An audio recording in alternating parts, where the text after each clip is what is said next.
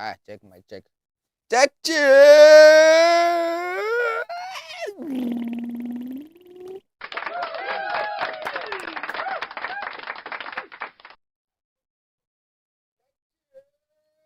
It's your boy once again.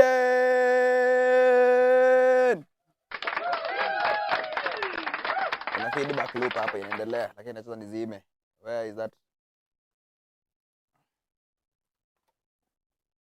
Welcome back once again. Nini? Isika tu hivi. Nini function tu mpaka mwisho. Welcome once again to another video stream, another stream. I don't know. Hizi vitu zote nazipostingi place moja.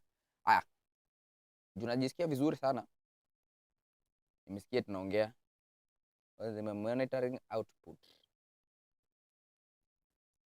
Excellent. Nini yangu sijafunga vizuri leo. Anyway, sawa. Haina mambo, haina wewe. As you can see, I'm still at home. Nilienda kwa madhe kidogo, nimetoka studio, nimetoka but bado grind lazima tufanye, lazima tu. Okay, lazima tu show up, lazima tu.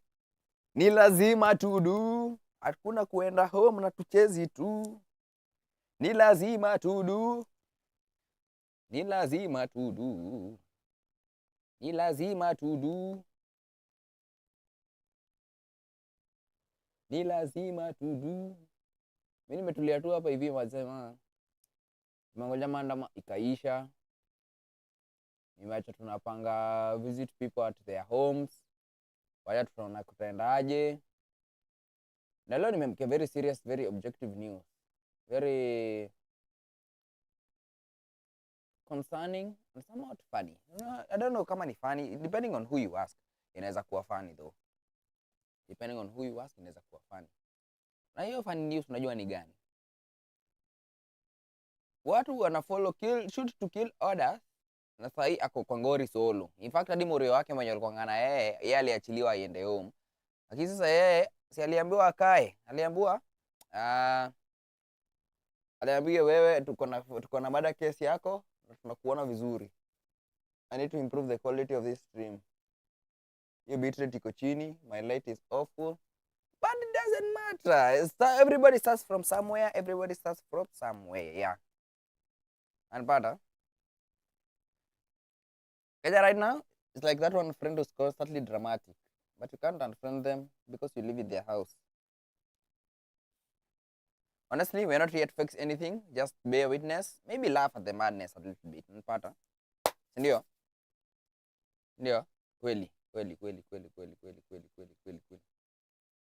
But before nifanye hivyo, kuna video fulani nimekuwa tu nikibackup hapa hivi. Na sijui ndaziona lini.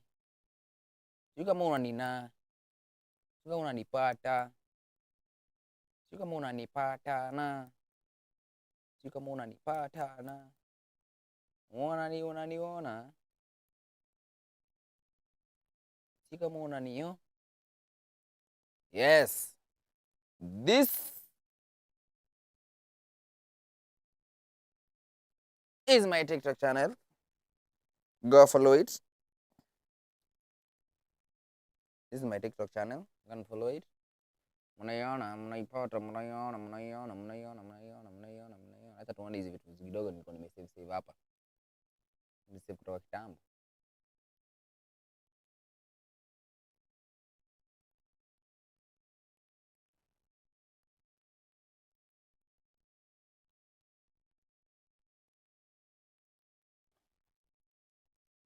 Okay.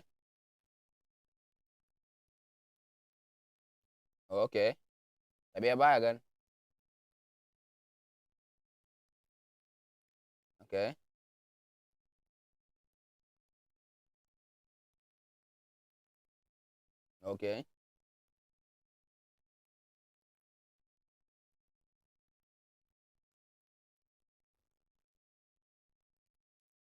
Jela, mbona?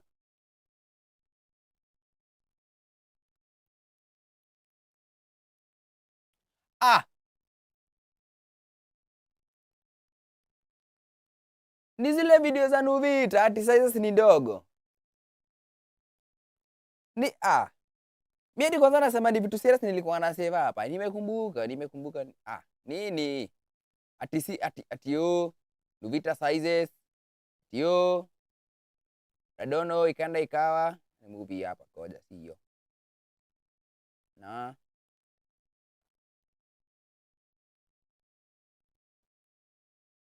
kuja. Kasunde. Yeah. Yes. Okay.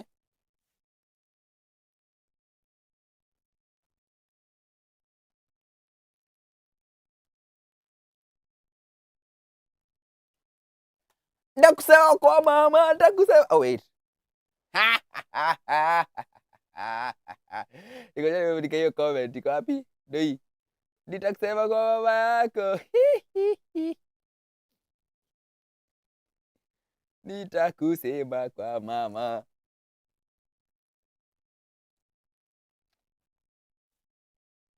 Hey. Hadi ringos wametoa 27 to 18 rings. Okay.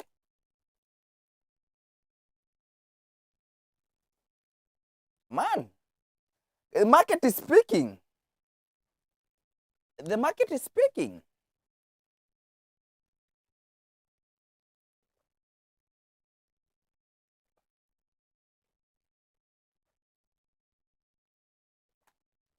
Dile, mbona mnapigia mtu mzazi wake? Kwani who made this executive decision? Ni nani huyo alikuwa I want to be in that board meeting or whatever that office or that phone call nikuwe FBI ya Kenya mwenye nikuwe DCI nisikize Safaricom nisikize hii phone call. Excuse me.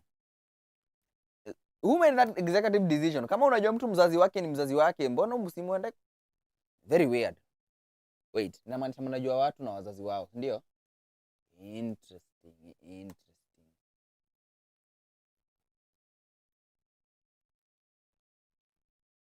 Okay.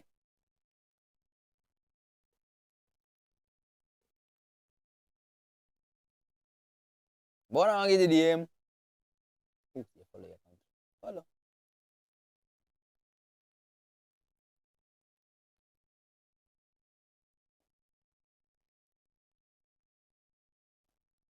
See, I thought cease and desist zinakuanga.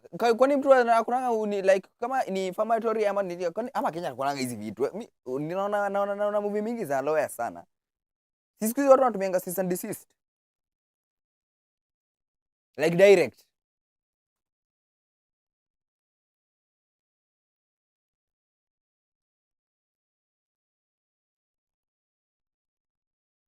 Okay.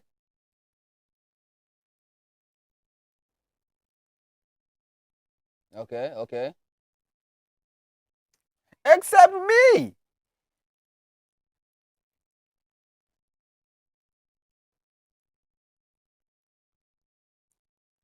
Ni juu imetrend na imewaguza, imewafikia finally because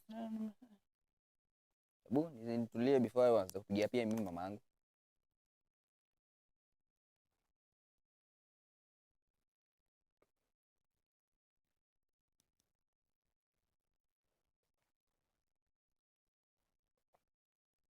I am getting what you're trying to say. That is very insulting in the first place. Secondly, you can reach to me directly. Kama mko na namba ya mama yangu, somehow you have my own number. Call me bwana. Also, uni content creator, namba zake mpya kuna venye anaweza consider kuzifungua na kuziangalia because another new opportunity. Why are you calling people's mothers? That is very disrespectful.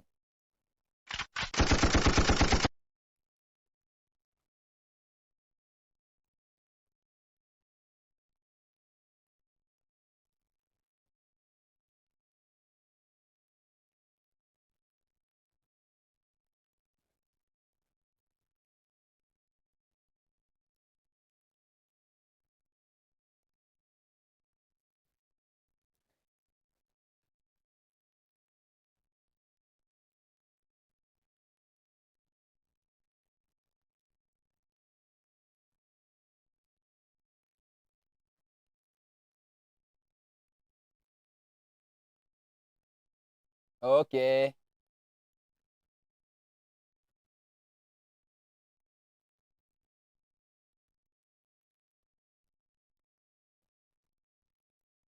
Anashangaa anaenda jela.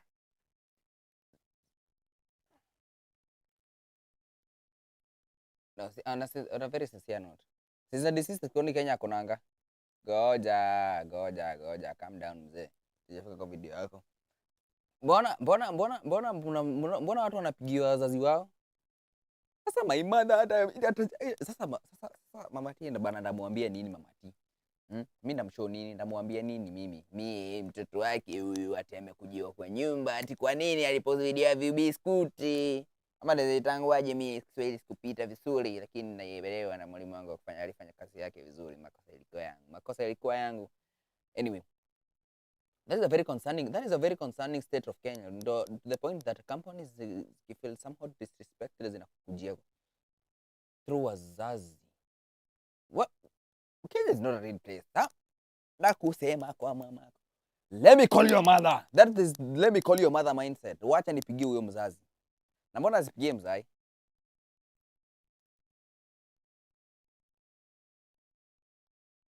Very interesting. Let me know what you think. Let me know what you guys think. Anyway, sasa hapa next kuna jamaa fulani alikuwa anasema con Kenyans is very easy. 6 minutes bro. Kwani unaongea nini? Sasa nione.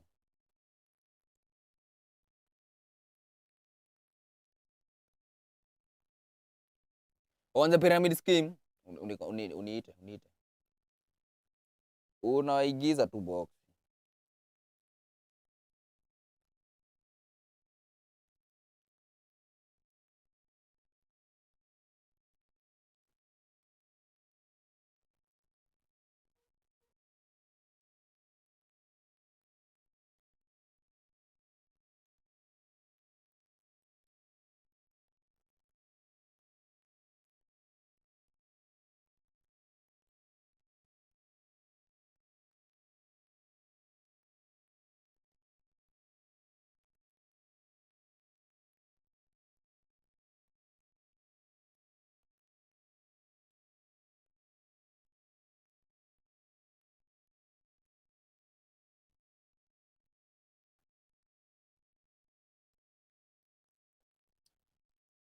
Unajua what's funny? We goja. Host, I want to talk about something. Unajua what's funny? Hii comment section ni hizo tu biashara za tunasema hapa zenye raia wa Kenya ni rahisi waskamiwe. Ona, wacha nikushow. Ona. Hizi zote. Kutoka tu ya kwanza. Tombras tuko sawa. Itisha link tuende nalo. Ona, replies. Check inbox, tuma link, reply to my DM, nini. Ona, haya. Mkuja nipeeni link yenye inaweza imeanzishwa Sunday. Secret join mapema utakulia poa. Unaona? Haya. Leta link, weka link ndio hiyo hapo. Haya.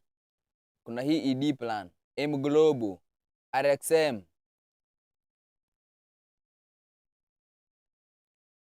DDB. Kuna huyu anasema kuna nyingine huku kwetu unaekelea 90k utapata 4k daily. What?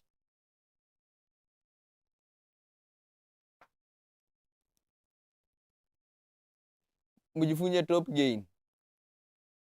Pyramids like iko tu hapo. Kenya anasema iko kwa comment section yenye anasema.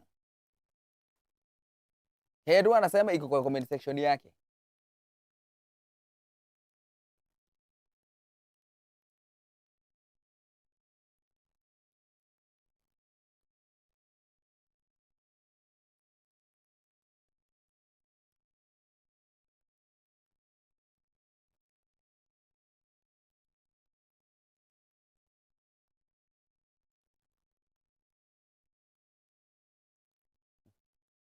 Ngoja.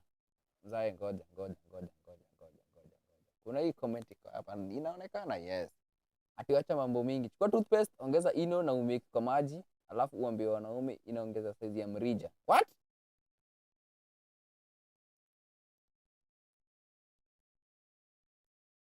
Toothpaste, ino, toothpaste na ino. Hadi pale sikupata chemistry. I know toothpaste na ino zote ni bases. So inamaanisha ukiwa na acids, ukiwa na bases inaongeza size ya mrija. Sasa hii unakunywa ama Ndio ujue comment section za Kenya kuna saa zingine ziu nipima. Hii unakunywa hii maji, unakunywa hii water ama nini?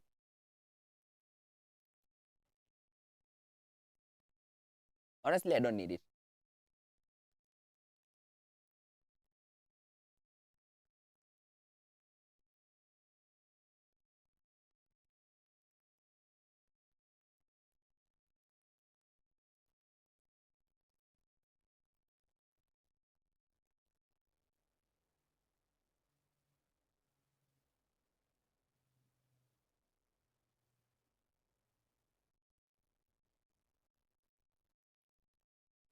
I watching this for 6 minutes bana. Basically point yake ni kuambia watu venye pyramid schemes zinafanya, ndio mtu wakuwe na akili ya kufungua aone pyramid schemes zasaidiangi mahali unless you get in early ama uko within the community ama wase wenye wameamua kutengeneza hii kitu. Kama uko inbox ndio unakulianga. The owner of the pyramid scheme is the only person that wins. Wewe ukiwa umeingizwa kama second party, third party, fourth party, fifth party, pyramid scheme inanyonya pesa yote inapeleka juu.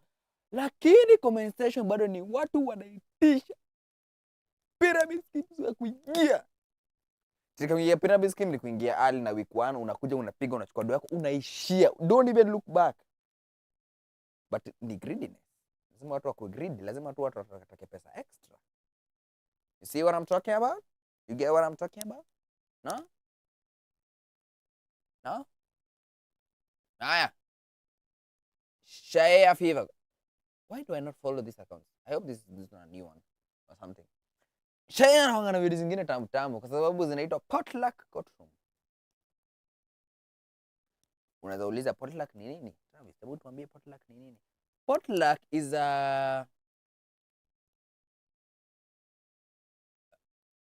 it's a gathering of people. Ni kama kasherehe kidogo, si ndio?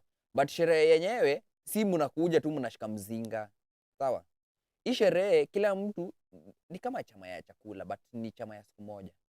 But instead of chama ya chakula yenye mnakuja mnapika, potluck ni the fact that unakuja na chakula already imeiva. Understood? Yes. Potluck unakuja na chakula already imeiva. So, unakuja na culinary arts zako, unakuja umechangamka. Kuna mmoja anachangamkia kuku, mwingine anachangamkia makaa. Mnaleta, mnakuja mnapiga nini, mnakula, mnaishia. Unaona? I really like that her videos. Like before tunde bali. Yes, let me see. Hii ilikuwa ya nini nimesave?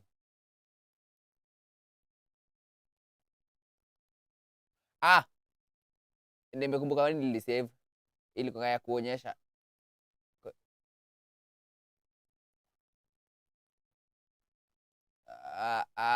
Calm down lady. Umepause? Wazi.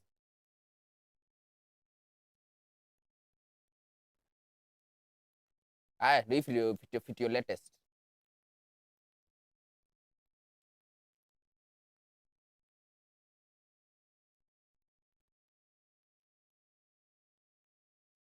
Fit your latest. Fit your latest.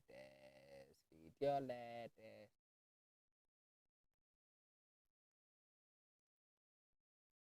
Yes, this one.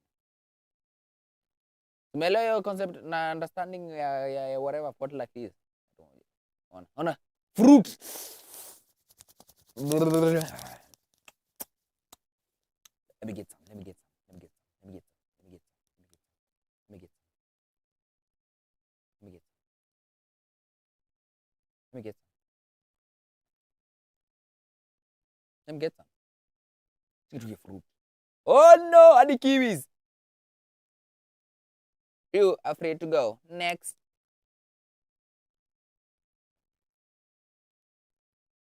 Unionyeshe video bana. Fruit. Next. Oh Jesus. Blood of Jesus. Oh lo lo lo lo lo lo lo lo lo. What's the cutest Uber driver? Next.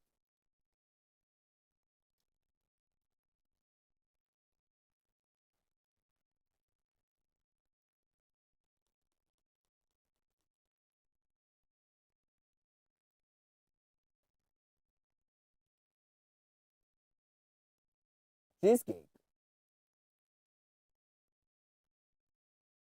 Says him. Next. Ooh. Ooh. Ooh.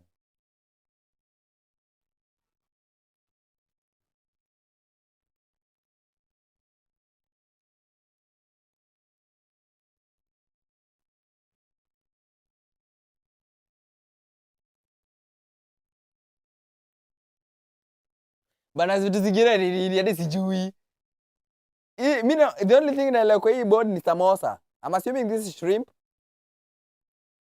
Hey, I'm hungry now. I'm hungry now. Come on.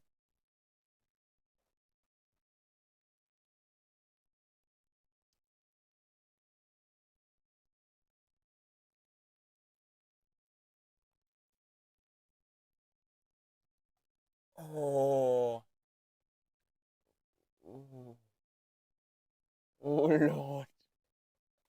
Invite me, invite me. Hey, don't invite me. I can't compete with this. Can I? I can't. Usiniambie hiyo masaa yote sijakuwa nikisikizwa.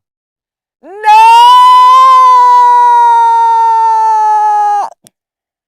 It doesn't matter anyway.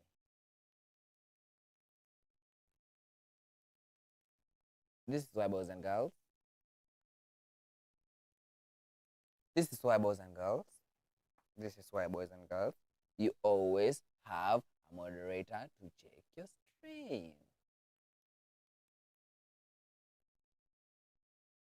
The amount of times that I've been streaming and not having sound or anything in my recordings is so much. I am pissed. Then say you're recording to 10. Cut sections. Yes. Start another one. Ooh, welcome once again to another beautiful day, another beautiful day, another beautiful day, another beautiful day, another beautiful day.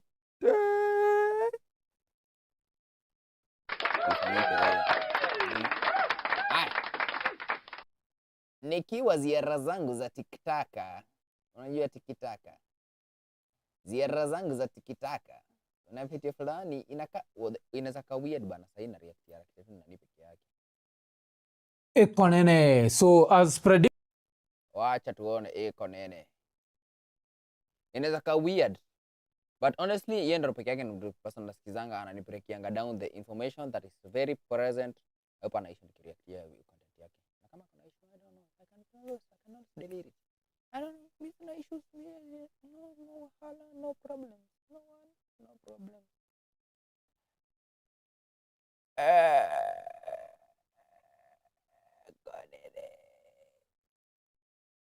Got it. This is too much work.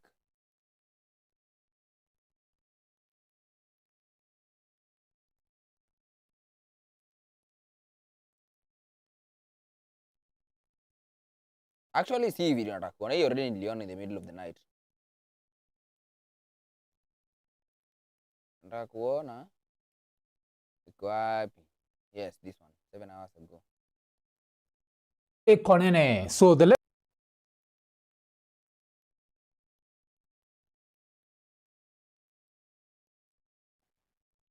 Unaona? Barasa in tears. Officer charged with Mayo arrest and midst of legal protest. Sasa hii video basically ni ule jamaa wetu mwe alikuwa nani? Mwe aliua Ojwang. Wait, hakuwa Ojwang. Aliua nani? Surely, sikumbuki majina. Kingsley Baraza, murder of Boniface Karaoke. Yes, the mask seller, mask vendor, anaitwa Boniface Karaoke. Don't forget, these names are becoming too much that I can't even remember all of them. What? How many killings are there? What? Anyway, Barasa in tears as officers charged with Mayo arrest amidst of this one.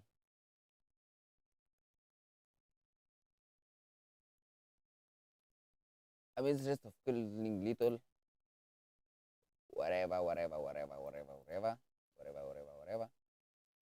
Yes.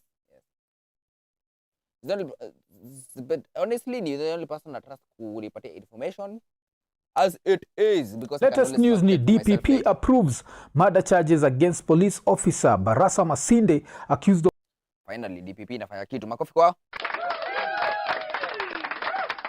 killing hawker Boniface Kariuki, alafu second officer Duncan Kiprono set free. Kwa unakumbuka like the first reaction video Uko solo sahi, ona ako solo. Huyu jamaa mwingine aliachiliwa.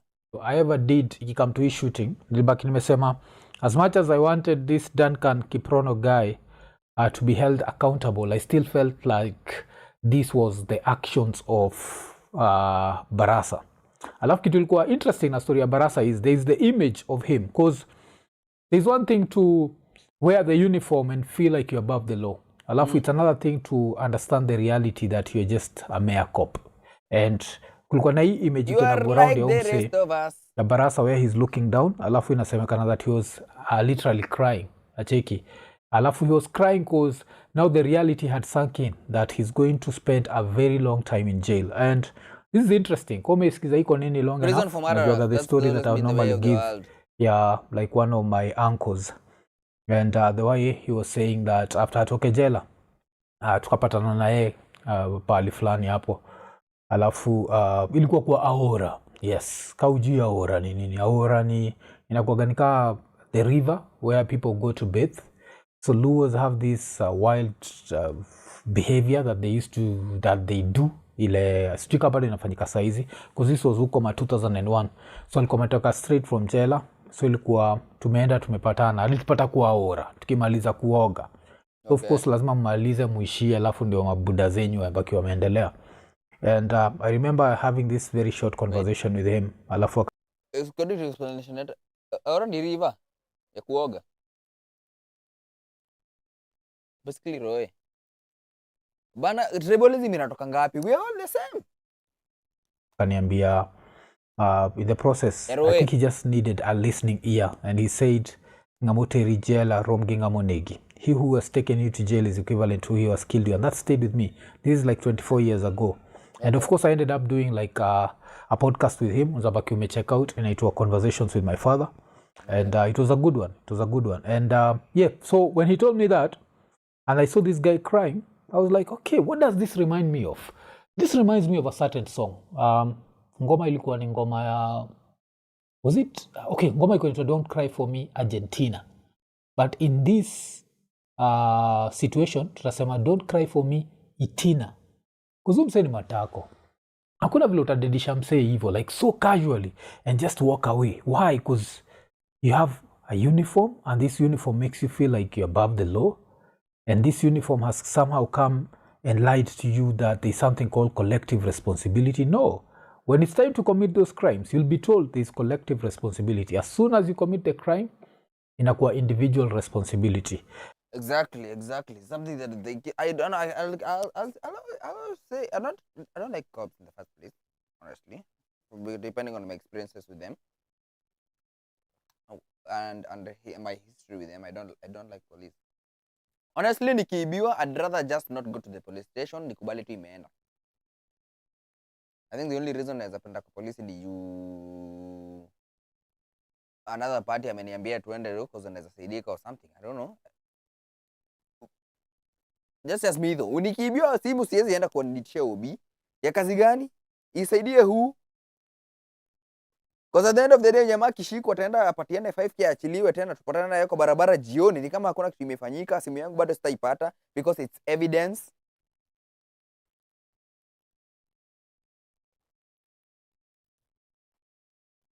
I have a problem with people.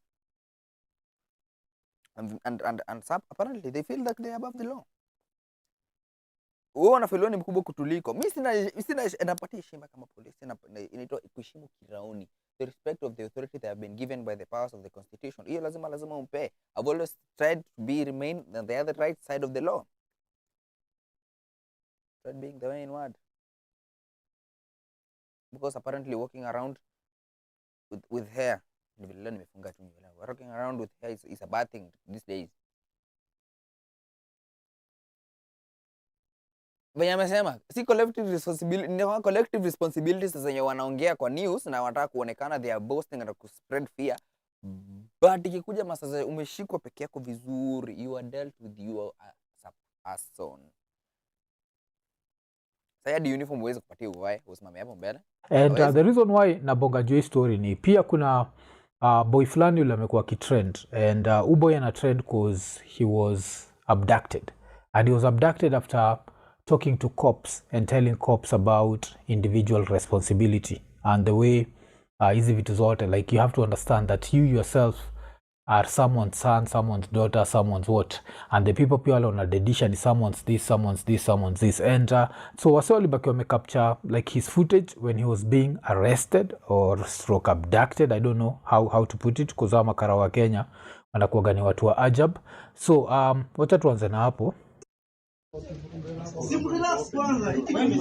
Hizi stima hapa itapigwa na stima. Situi kitu kwa stima kwanza. Relax basi. Situi kitu kwa stima. Relax. Just relax. Tulieni bwana, mnaweza.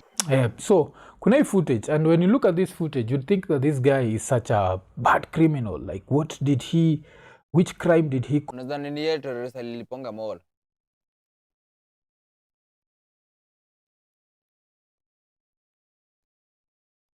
Commit. And then wende kwa post ya DCI, because DCI had posted about him. So DCI alikuwa ameandika TikToker arrested for inciting violence against police.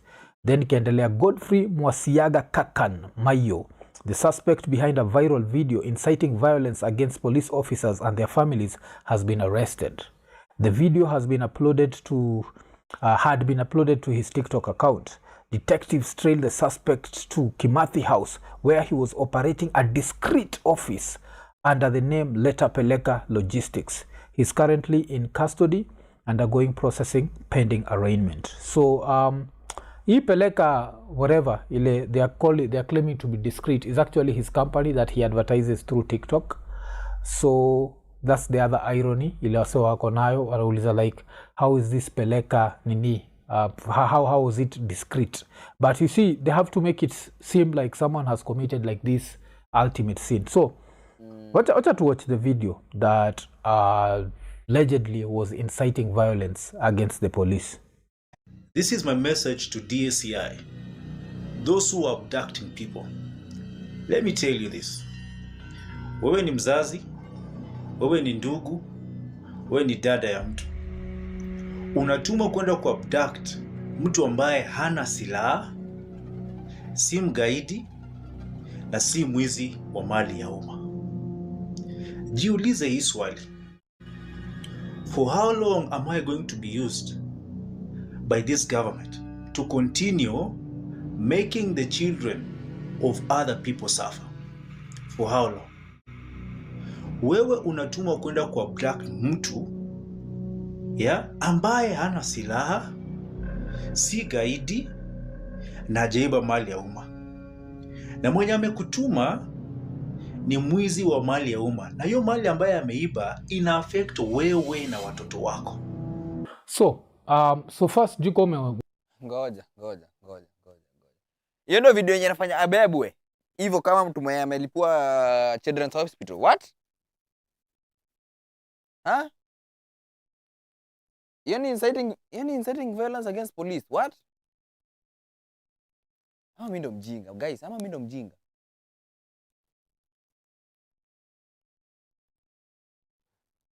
Okay. Kama you're inciting I should really reconsider posting. Nah, it's not going to go. Watch ama umesikia anything insightful hapa? Because basically anabonga juu ya the way the police are sent, and after you can see the irony in the whole thing for them to arrest him for this. So anabonga vile hasa wanatumwa wanaenda kuarrest wase mtu yuko innocent, si gaidi, hajaiba mali ya umma, na sasa hiyo wale watu wanaiba mali ya umma ndio wamekutuma, na those same people are like their consequences affect you, because there's a reason why cops live in the deplorable conditions that they live in, and that's courtesy of the corrupt politicians. And cops have somehow been made to believe that they're not part of us, that a better Kenya would not be a better Kenya for them. Because I think, when I think about it, I think maybe wangaliaga corruption. Like they think if this other competent leadership comes on board, corruption will have to end. And then they start feeling like without corruption, they would survive. But even if you have to look at corruption, the cops that really benefit from corruption are the top dogs. Hapo juu, hao ndio wanakuwaga worth millions and millions of dollars and shillings and everything.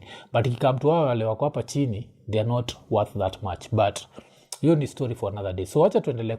My original conclusion, no, God, I should really be careful on what the things I say. Kama hii inaweza fanya mtu aendewe kwa ofisi yake.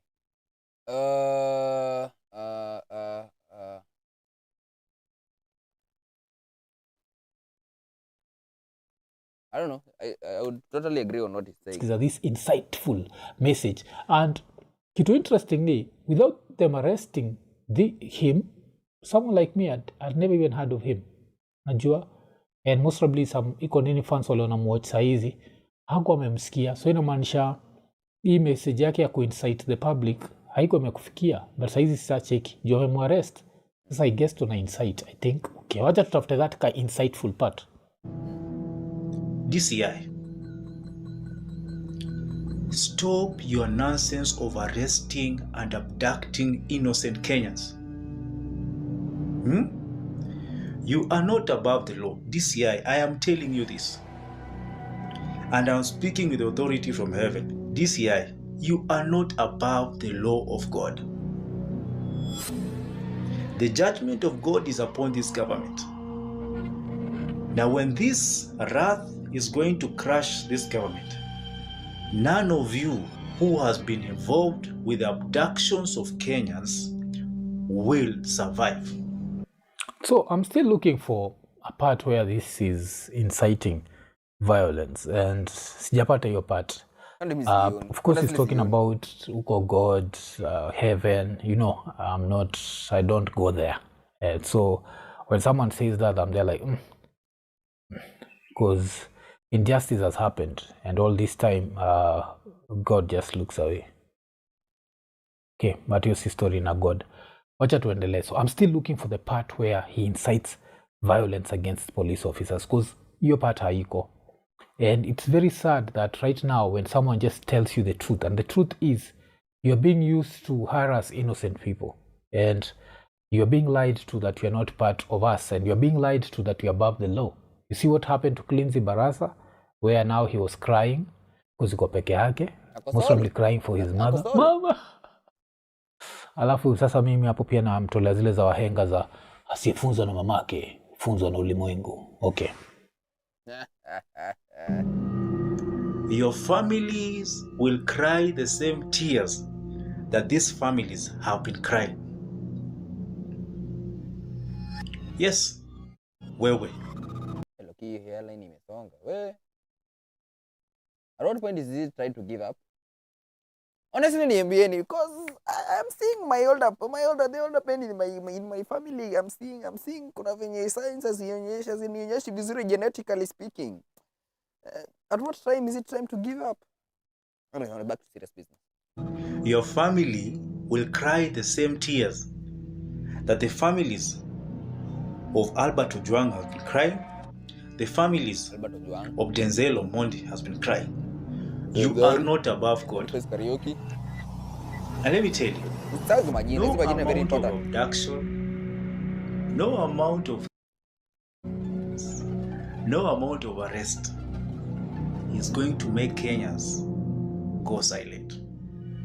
And yes, I think this statement is interesting, especially looking at it right now, considering jana Ruto alibaki ameambia makarao that wanafaa ku aim for legs, and as soon as I fanya hivyo on Twitter kukaanzishwa the one leg movement where people started joking about how they'd go vote. Immediately. Twitter ainanga time ya kungoja. We are not wasting time. We start immediately. Zao kama wheelchair na vitu kama hizo. So this statement is actually true. The more that you do these things that we expect are going to instill fear in people, the more that they embolden them and make them feel like, you know what, we are right. This is not the right government for us. So, I don't know. Yeah, I'm still looking for, natafuta ile part moja, because I think the part where they can claim that he was inciting violence, lile part anawaambia that one day their families wata cry the same tears, and they'll not cry the same tears because of death necessarily. They'll cry the same tears because of you facing the consequences. When Barasa's family were there and he was crying, remember, most probably he's the only breadwinner because Kenya unemployment is very high. So now they were crying with him. Crying because he did something that was unnecessary. Shot someone who was unarmed and just walked away. You are feeling like the big man. So utaenda jela, hauna uniform uko jela, you're just another person. Now what's going to happen huko? Huh? Hello. It will not. And this is why. You see, everyone that you guys have, those spirits of those people are living in the hearts of Kenyans. And those spirits will not be silent until you guys have paid the price of all your actions. So you muendelee kuabduct watu tu. Your abductions will not make Kenyans be quiet. Kenyans are tired with this government, and no amount of intimidation, no amount of abduction, no amount of arrest will make Kenyans quiet. So saizi sasa wanasema wamemwarrest na they are planning to arraign him in court. And I'm trying to look for the charge. Like what's the charge going to be? Because so far I've not heard anywhere where he said that watu wanafaa kuattack makarao. Hakuna patika hiyo. The only thing anasema ni there'll be consequences to pay at some point. For him, he's saying the consequences will come from heaven, which for me, I don't think that will happen. The consequences will be man-made. When one day there's a leader who will go back in time and be like, you know what, we need to solve the baby Pendo case. Why was this dropped? We need to do this, we need to do this, we need to do this. So one day that will happen. Baby Pendo And pia. those are the consequences. We need to, ule msalidedisha Rex Masai nasikia bado he's free, just walking around. So that's what he means. And mukimwarrest, now you make it seem like you're so guilty that no one is allowed to say anything that's truthful. So, sijui. It is a waste of time, and you guys, you better realize that you're joking with the fire of the revolution of God in this country. And a time is coming. You guys will go to abduct someone, and most of you will not go back to the stations.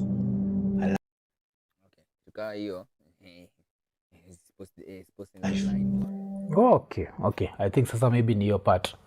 Hiyo part sasa ndio wanaweza jitetea that kuna siku moja ataenda alafu atarudi. And for us to look at that statement, there's one way to look at it. Kuna hiyo the side where you'll say ana insight wase, alafu kuna side moja ile unaweza angalia useme watu wamekasirika. Hasa wakikujaga ku abduct msee wanakujaga in plain clothes, wanakujaga kwa wamejihide sura. So in the situation mtu akisema mwizi wananiibia, such a thing can happen. Najua like you can only be able kuangusha watu kadhaa hata kama umepatiwa bunduki na nani. So I think maybe that's the statement ile wanachukua ina insight nini, because that's the only thing that nimesikia. I can see it like it is strong, but I can see the reason. Interpretation. Probable is in So probable maybe cause. Do I personally think that's what he meant, that watu wanafaa kuattack alikuwa anasema tu at some point, because what happens with these things is inasema gani justice has to be done ama justice has to be seen to have been done. And if people feel like the system doesn't work for them, then people can end up challenging the system. And basically that's what he's talking about. And we all hope that we never get there. Najua, we all hope that we never get there. Have we seen things that have shown us that we might be getting there? Yes. Lately, Kenyans have been reacting in ways that I never imagined would happen. Najua, like wase wana fight back to makarau, wase wana do vitu za ajab. Leo nilicheki kuna msel kwa Meruka sijui ya wanachoma police station for some reason. Courthouses zinachomwa pia. Wameanza kuingia masupa za watu. Okay, himbo gini kwa supa za watu ndo sielewi ni akina nani. Speaking of which, kuna supa fulani yenye nenda next video. gari ya makarao huko sijui wapi. I don't know when the video happened, but I was watching the video today. Msiko jua magari ya makarao na iko na stick. And of course the one thing that nilifurahi, that's in Kenya, so he was able to get away with that, because ingekuwa place kama US, of course ako kakijiti kakarao ka state kakikuwa I feared for my life, makarao wa youth country pia waga useless yani, at least. But huko kuna kuga na certain level of accountability, but kuangusha huko waga rahisi sana. Acha tuendelee. Mark my words, a time is coming, you will come and abduct someone and the guns will turn against you. The wrath of God will descend upon you, and most of you will not return to the stations alive. Mark my words. God bless Kenya. Okay, kitu moja mufaindigi weird na nyinyi ni vile nyuangiaga violence afu unamaliza na hiyo God bless Kenya. But do I think this was inciting anyone? I don't think this was inciting. Kuna side mbili hapo hivyo. Hiyo inciting hiyo inciting sioni. Inciting ni unlikely. Ni unlikely. Ukitaka sioni video yote nini. Utakuwa na the rest of that video. Mnajua podcast ni iko nini? Sawa. Umeelewa? But it's actually very concerning. It's actually very concerning. Very concerning. Very, very, very concerning. The idea of anaweza shikiwa kutoka hiyo. Very, very interesting. Very interesting. Very interesting. Very interesting. Very interesting. Aya. Sasa sasa nataka niangalie, nilipata na video fulani hapa hivi, thumbnail yake weird. Thumbnail yake ni weird. Vile nasema the Bible doesn't deserve this. According to ni rage bait. But siona hii video. Kunta reports the Bible doesn't deserve this. Bona hawa watu wanatakanga kuwa different. I mean the gays, I mean the vegetarian, the atheist. Why do they have to voice their opinion to people who don't believe the same thing as they do? So, najua nimeongea kama mzazi. Na kwa nini nimeongea kama mzazi? It is because today we'll be looking at this woman mwenye nararobilia akisema oh my God.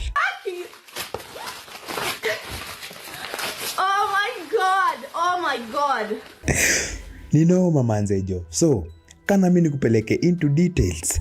Akisema why did she do such a thing?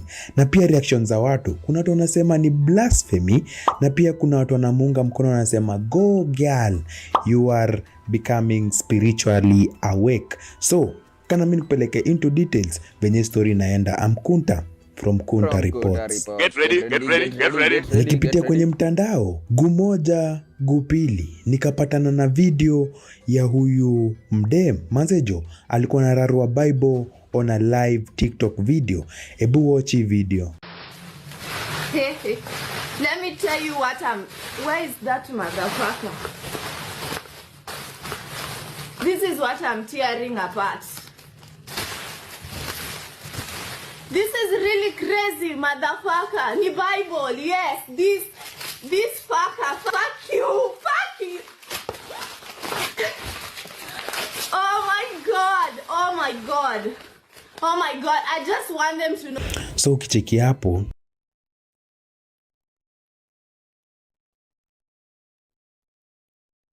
This has to be rage bait. Has to be. What? Alisema reason? Sielewi. I should be offended. No, why am I being offended over the tearing up of words?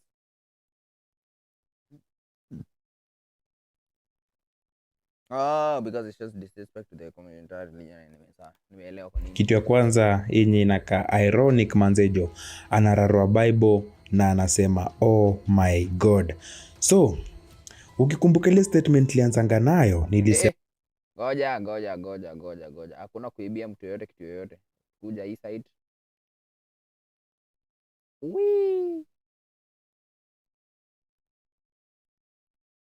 that why do these people who are different, najua kwa nini nimesema different ama odd and outs, they have to voice their opinion.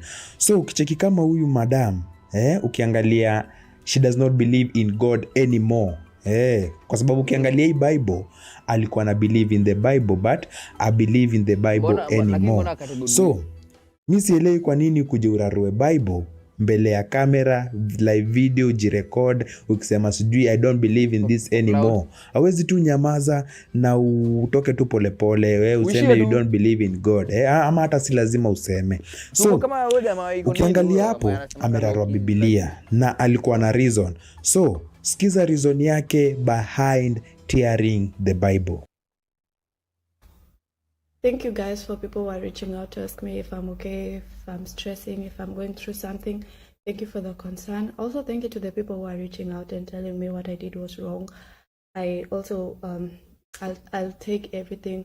I just want you to know that I did not do it for trending. I didn't do it for trending. I just... Of course you did it for trending. Tushinda tukijifanya. Sema I did it for trending number 1 and then it's the reasons again as you can find. It's not that it's a bad thing. To be honest. Just be honest. Just be honest. Juu kama ungekasirika urarue in your private time alafu uamue I don't know I believe in this thing because reasons A, B, C, D. That's completely fine. But you had to go on TikTok live. Lazima ungekuwa nayo, lazima honestly I don't know what I'm talking about. But just be honest about why you did it on the internet. I just wanted the world to know that I have changed, and not like the world, the people of the world. Look here, I like this filter. I used to use this filter, but I'm not as straight as I want to be. Inaweza kuna vile inaanza kufanyika ile kadem kidogo. Wanted to let it out to the universe, to let it know that I am open now. I am out of that book, and I want to encounter what life is really about. Okay, and why did you do it on live though? Reasons. All I'm hearing is reasons, excuses, and cop-outs. I don't believe in the kingdom of heaven, and I also don't believe in somewhere called hell. They exist, but not in a physical state, okay? Okay. They say heaven and hell is a state of mind, which is true. And human beings, what we all lack is something called, most of human beings, religious human beings, they lack something called accountability, okay? When something goes really good, it's God who done it. When something really goes wrong, the devil did it. If an accident happened and one person survived, it's God that favored that person, and when the rest died, it's the devil. The people who know why I did that, they're not emotional, and I am not feeling, I'm no longer frustrated, I'm no longer in siko kila mahali. I feel stillness, I feel light. I did it for me, I didn't do it for you.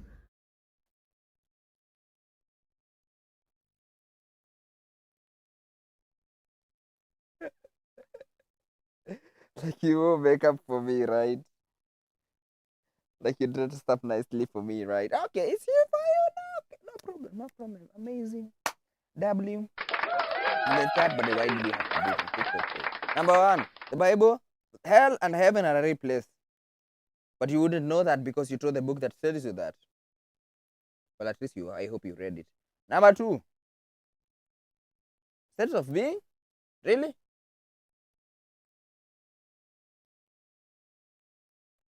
Anything can be a state of being. But those are Buddhist beliefs. Number 4. Okay, number 3.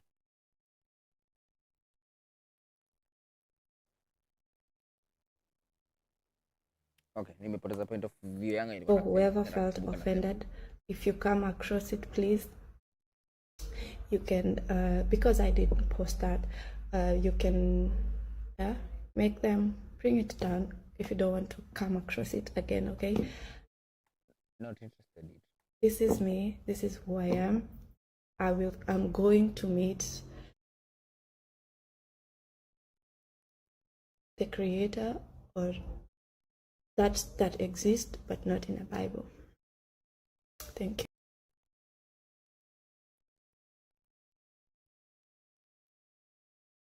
People know that the Bible is like a terms of service. It's like a map. It's like directions. Right?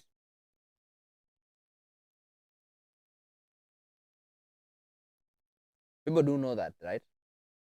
It's a set of instructions how to leave the earth. It's a set of instructions of how to encounter the person that told you. It's a set of instructions of how you're supposed to live. It's a set of instructions of how to go to heaven. It's a set of instructions that tell you how the universe works. It is a historical context book. It is a lot of things. It is not a place. But wait, encounters happen when you actually read the book, and the book tells you and guides you to the ways that you're supposed to get to know the person. It's that light. It's a guide. It's a thumbnail. Okay, let me put it like that, but it's a thumbnail to meeting the creator. In Christianity, we do not believe the Bible as the Quran. Muslims believe the Quran. The Quran is a holy book blessed by the God. The Bible is just inspired by God. The words that are supposed to be written in your heart and change you from the inside out. Meeting the Creator in the sun-mode universe. That is astrology. That is Loki astrology and Buddhism. But kila mtu afanye kile anataka. At the end of the day, everybody does whatever they want. So ukiangalia hapo mwisho alikuwa anashanga niseme nani. Okay. But Loki, is that Lei okay? Honestly, I feel like she's going through a lot of things and needed a way to soothe all her frustrations. I honestly think God hawezi kuoffend kwa sababu alirarua Bible. I will feel that God would feel offended the fact that alianza could deny his existence and his place of sitting or whatever. Now, I'm not a religious leader. I am still a babe in the religious things as a Christian. But in consideration of the fact that what she's talking about is more Buddhism and astrology, I would think the creator that she's talking about, she will not encounter. Now, I'm not saying God will not do something about her, but is she okay? Somebody check on her. Like, also, this is why I say, if people are frustrated, please, if you create crash out rooms, those, just little places zenye unaendanga unaingia tu hivi room, unapatiwa helmet, unapatiwa goggles za kufunika macho, unapatiwa gloves na unapatiwa ni upasue uvunje. We need more of those places. Unaingia huku unapasua. Kama iko Kenya, click me to it. Send me in the description or in the comments. Akasema tu the creator, but ukiangalia vizuri alikuwa anataka kusema God. So anasema that God does not exist. Sawa. So acha nikuulize swali. Wewe unajuaje Abraham Lincoln aliexist? So ulisoma kwa vitabu? Si tulimuona. Ulisoma kwa vitabu? So as per me, hapa sasa ni mimi, tafadhali, hii ni views zangu. Na unajua tunafurahisha kila mtu. Kila mtu tunakona opinion zake. Me I believe that God is real. Juu nimemsoma tena kwa vitabu. Which kitabu? The Bible. Venye wewe unaamini Abraham Lincoln alikuanga juu ulimsoma kwa kitabu. Pia mimi naamini Mungu ako juu ulimsoma kwa the Bible. You get me fam? Sawa. So ukiangalia hapo huyu mdem anasema that now she feels ako light. It is because ati ameachana sana hii kitabu inaitwa the Bible. So wewe unaonaje story? Hebu niambie hapo chini kwa comment section. So ukiangalia hapa wase walikuanga na opinion ama tuseme different opinions about this issue. So let us start with the hata tuseme negative. Yes, as per me these are Alicrash out negative akakararua Bible. opinions. That's So very ukiangalia huyu jamaa anasema people are waking up, I'm loving it, sisi ndio main character hii life. So ukiangalia pia huyu anasema that the humans, ama anasema yeye ndo the main character, I believe in the Bible, so ana agree with what the woman did. So huyu mwingine anasema mimi niliacha kusoma hiyo kitu. Ukisema anasema aliacha kusoma hiyo kitu, what is hiyo kitu? The Bible. So ana agree with what she did. Aya, mwingine pia anasema you are okay, hii ni kitabu ya wazungu walitubeba nayo ufala. So huyu anasema that the Bible was introduced by the wazungu. Unanitana pa. So ana agree with what the woman did. Anasema that hiyo kitabu haina maana, ni kitu tu waliintroduciwa na wazungu. Sawa. Aya, sasa tuende to the positive. Let me call them the positive as per me. Wewe wajua palutaieka. Aya, huyu anasema hivyo ndivyo Mungu atararua maisha yake. Sawa. So anasema venye amerarua hiyo Bible, hivyo ndo Mungu atararua maisha yake. Sawa. Mwingine anasema God does not forgive blasphemy, so jua hutawahi samehewa. God does not the only thing that God does not forgive is blaspheming the Holy Spirit. Everything else he forgives. Fuck check me. Hiyo ni kitu naweza elewa pia. Unajua blasphemy ni nini? No, so anasema hatawahi samehewa because of blasphemy. Alafu huyo mwisho anasema that's a good example of blasphemy. Kenya amefanya, Kenya amerarua hiyo Bible, that's a good example of blasphemy. Sawa. So majamaa, unaonaje hii issue? Una agree with her ama una disagree with her? Mimi nishakupea opinion yangu. Sawa. So majamaa, what is the moral lesson for this story?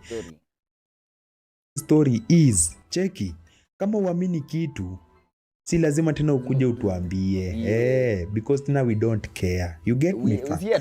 We don't care. Kama we ni gay, usikuje tena unatuletea mambo zako tena za ugay. Kama we tena ni vegetarian, usikuje tena unatulazimisha tena vitu zako.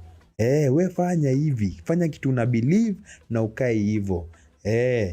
Alafu na siku zote nasemanga siwezi tena furahisha kila mtu. Hadi kila mtu mwenye anasikiza hiki tunaongea, siwezi tena wafurahisha nyinyi wote. Sawa. So majamaa, siku zote nasemanga mimi si omlamuzi omwanika the chief advisor. W video. That is a great video. It's an amazing video. It's an amazing. Any A/B testing. Oh, it's a new video. Surely. Nani ameguza tu ni yangu. Anyway, sawa. Hii change kuachilia bwana. Niko na crash out siku moja. Anyway, sawa. Moyo na crash out. Monica Omlamuzi the chief advisor. Na mimi nawaambianga sijakuja kuwafurahisha hapa. Mimi nimekuja kubonga yangu niishie.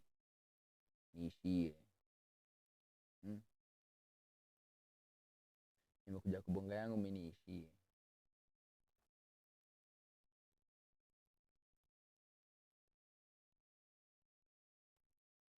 Niishie. Sasa. Nini nyingine nilikuwa nataka kuangalia hii mambo.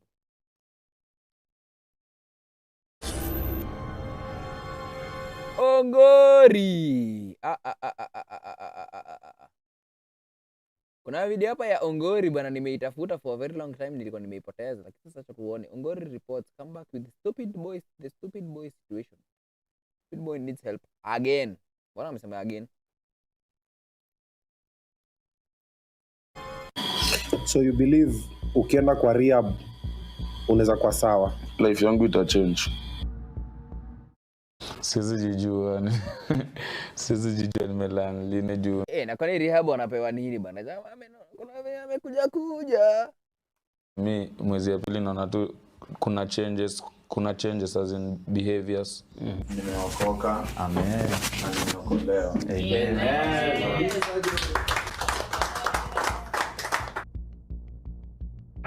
Na vijana tusiache pombe, tukunyweni. Youth, amka asubuhi kunywa. Pia mama Pima anasomesha. anataka kusomesha mtoto wake. Na mayouth tusiwache pombe. Unajua ndo uende rehab na iwak lazima Rada si vijana wanatoka rehab akisema ameokoka alafu anaambia watu wasiache pombe. Rada, shida ni gani? ukuwa umeaccept kwa akili yako kwanza. Stupid boy. Kama huyu jamaa anataka kusema ama venye anataka kusema rehab haiwezi work kama ni real encounter and real shifts in life inataka kuwa ina change in mindset. Hii situation yenye unapelekwa na mtu lazima kuwa umejiamulia mwenyewe. To the point that ukiamua kuacha kitu, hiyo rehab yenyewe angejilipia.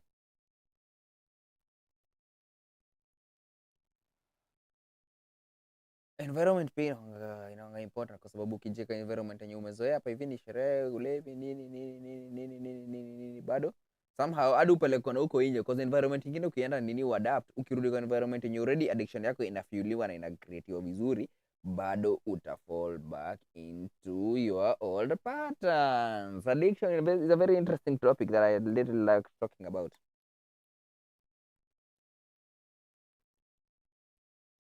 Hakuwa ameaccept. Now, a few months ago, I did this video about Stupid Boy. Stupid Boy needs help. And the story was really touching. He touched a lot of people. And this guy was actually struggling. He needed help. And people, these are Kenyans, came together and showed up for this guy. They contributed about 60,000 Kenyan shillings. That's some good money. And all this was made possible by Oga Obina. And he was taken to rehab. And for a moment, things looked good.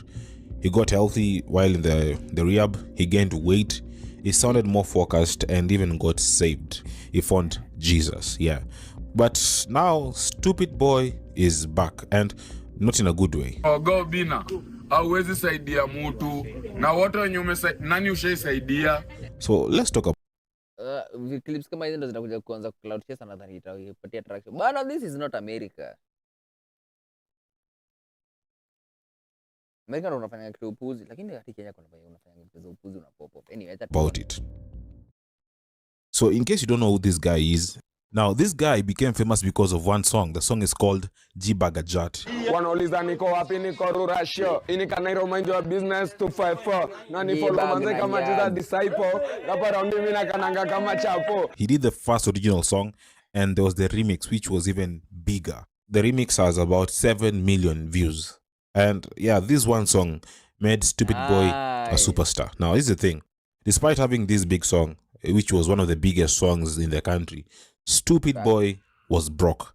Not just financially, we can say, but was broken. You know, by the fame, this guy was addicted to drugs, especially alcohol. And he was still living in Gota City. Not a good place to live. But anyway, it's a rough neighborhood, you know. And the more famous he got, people began talking because you can't become a celebrity and you're struggling, you know. And they were asking questions like, how can someone with such a big song be broke? Ati tangu nito hiyo ngoma hata siwezi panda gari yangu ya 20 bob ya tao ya Amani ya kukuja hata hapa Gekomba. Siku hizi nikiingia hivi kwa mat msanii mgani anado, lakini mimi nakuanga nimejikubali. And actually, he was in an interview with Oga Obina, and he said it himself that alcohol had locked him out of many opportunities. He wanted to be different, to clean up, to start afresh. Ngoja.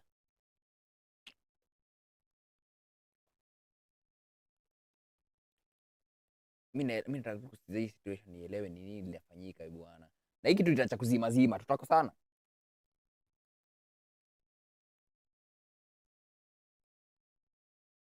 Hello.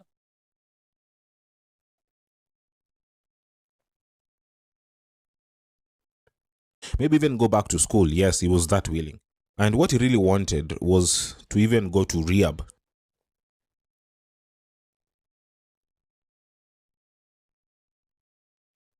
Ngoja. Hosti. Technical difficulties. Ningekuwa nimeomoka sasa singekuwa nasumbuka na hizi vitu, ni kustream tu vizuri tu pole bila stress. But unadu nini? Playing with the cards you're being dealt. And actually, that is what happened. Na kani za cheza na jina ya Mungu nimeapa, nimeacha pombe mimi. Ni kwenda unaenda sasa. Nimeacha pombe. Juu pombe imenifungia vitu mob sana. Now, Ogobina and others, including Dr. Castro and King Fizo, actually came together to help this guy, and Kenyans contributed about 60,000 Kenyan shillings in that show. Tuchange kwa namba ya King Fizo, tujue tumechanga dongapi. Kesho watu watarecommend hapa alcohol rehab zile ziko around, ziko Kiambu Road, ziko wapi, Ngong wapi, we find a most affordable one, tumpeleke. And just like that, it was possible for this guy to be taken to rehab. Now, the story is that he did not pay. He was supposed to be there and market the rehab, and we'll get there. In the rehab, this guy actually was doing well. In just 2 months, a lot had happened. He gained weight, he looked healthier, and even spoke calmly. Remember when this guy was coming to rehab, he was very noisy. He was all over the place. Even Obina said. But then, when he went to rehab in just 2 months, this guy was able to calm down. He even got saved. Yes, he found Jesus and was even prayed for when he was actually like in the last days of coming out of the rehab. Amen.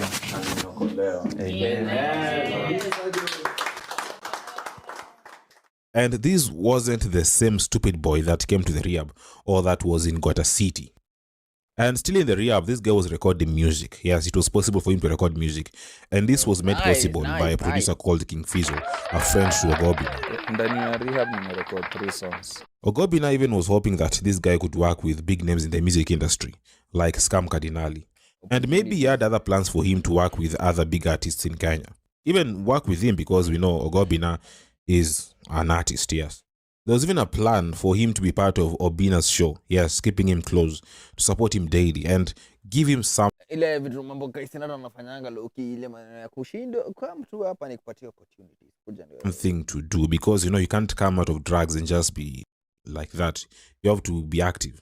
And Obina had a plan to take this guy to a media institute so that he can learn things like editing and those skills that can help Stupid Boy. Because Obina's plan was not just to revive his music, but to do like a full reset of his life. And actually it seemed like this guy was ready to follow this plan. Okay. Kama kuna mzaneza ni package hivi, mimi narudi chuo tena mzuri, hata kama ni hiyo rehab, mimi niko ready kuienda. Niko ready. Mtulize akili yangu huko. But then everything fell apart. Now, after coming out of rehab, instead of sticking to the plan that Ogobina had, Stupid Boy went straight back to Gota City, and we all know what's there. Drugs. This guy went back to drugs, just imagine. Stupid Boy, first and foremost, hakuwa amejitolea ile fully kwenda rehab. Yeah. Sa, tulifika rehab, Stupid akang'oa, akatutukana. Ni vile tu mavideos atukuweka kwa mtandao kuchafua jina yake. We care about the boy. He's still our boy. In an interview with Ghetto Radio's Breako show, Stupid Boy said rehab. Swali watusi. Erada ni wangeliki hizo lazima tungeona. Kwani you guys don't know content. Was useless, just imagine. He said that it left him with some diseases like anxiety, paranoia and depression. Mimi sasa hizi niko na ugonjwa najiita paranoia. Okay. Na bado niko na ugonjwa najiita depression, being alone. Na bado niko na ugonjwa najiita kuona ni kama nilitumika vibaya. He also said that he expected to come out of rehab and have his own house because that money was there, not live with someone else. Because when he came out of rehab, Ogobina actually put this guy to live with his bodyguard, something that Stupid Boy did not like. Mara mimi naambiwa niishi na mwanaume, kwani ni mapididi walikuwa wamenipeleka rehab mama akina nani? Na wewe acha wewe bana. Upo Nabii uishi na mwanaume. Sinaambiwa, by the way mimi nilikuwa naishingi na Monez, but alifanya mistake moja. Mimi nimeingia hivi ananiambia unaingia hapa kwani unadhani hapa ni ghetto. Now, in yet another video, Stupid Boy made some wild claims saying that the rehab was free and that Obina was just using him to market it. Wakenya pesa yote yenye mlichanga, hakuna rehab ililipwa. Hiyo rehab mimi nilikuwa na advertise. Then he said something even crazier. He accused Obina of pocketing about 450,000 Kenyan shillings supposedly sent from Australia, and he was even planning to sue Obina. Pesa ilitoka Australia 450,000. 450,000 ilitoka Australia, ukatumia unibaie luku, univalishe na unichukulie nyumba. Hizo zote ulijiwekea. Unaniweka niishi na Monez, bodyguard wako, badala unichukulie nyumba. In fact, stupid Ngoja. Ndio maana sasa nimekuna pelo kidogo hapa bana. Sasa tulia. 400,000 ya nyumba, mduku, alafu anamweka ishi na jamaa. Jamani ya constable already. Hadi wewe unaona tu. Is it right? Because kama kuna kitu nakwanga nimerealize kwa hii industry ni gumu ni corporate money.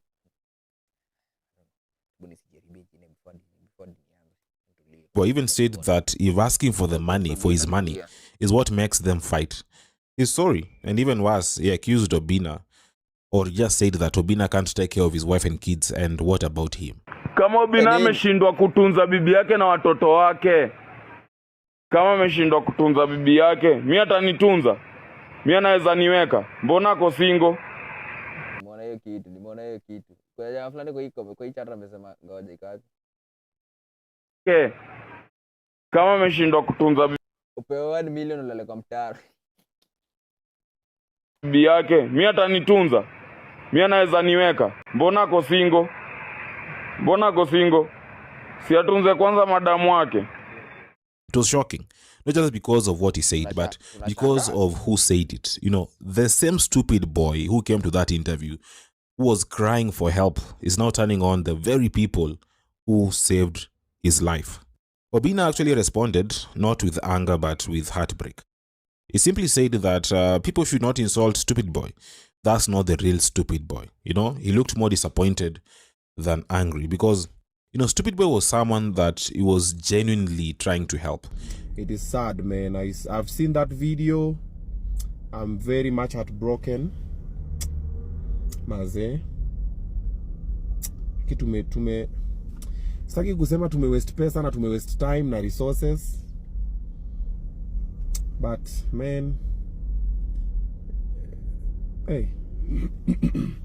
I don't know what to think or feel about the video.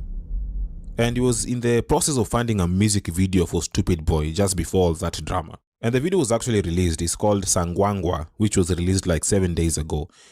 And I've watched it. It's not a bad song. You can go over there and support Stupid Boy. Now, just recently, during a live TikTok live stream, you know, in a club, this guy was clearly drunk. And he admitted that he's not okay, and he apologized to Obina.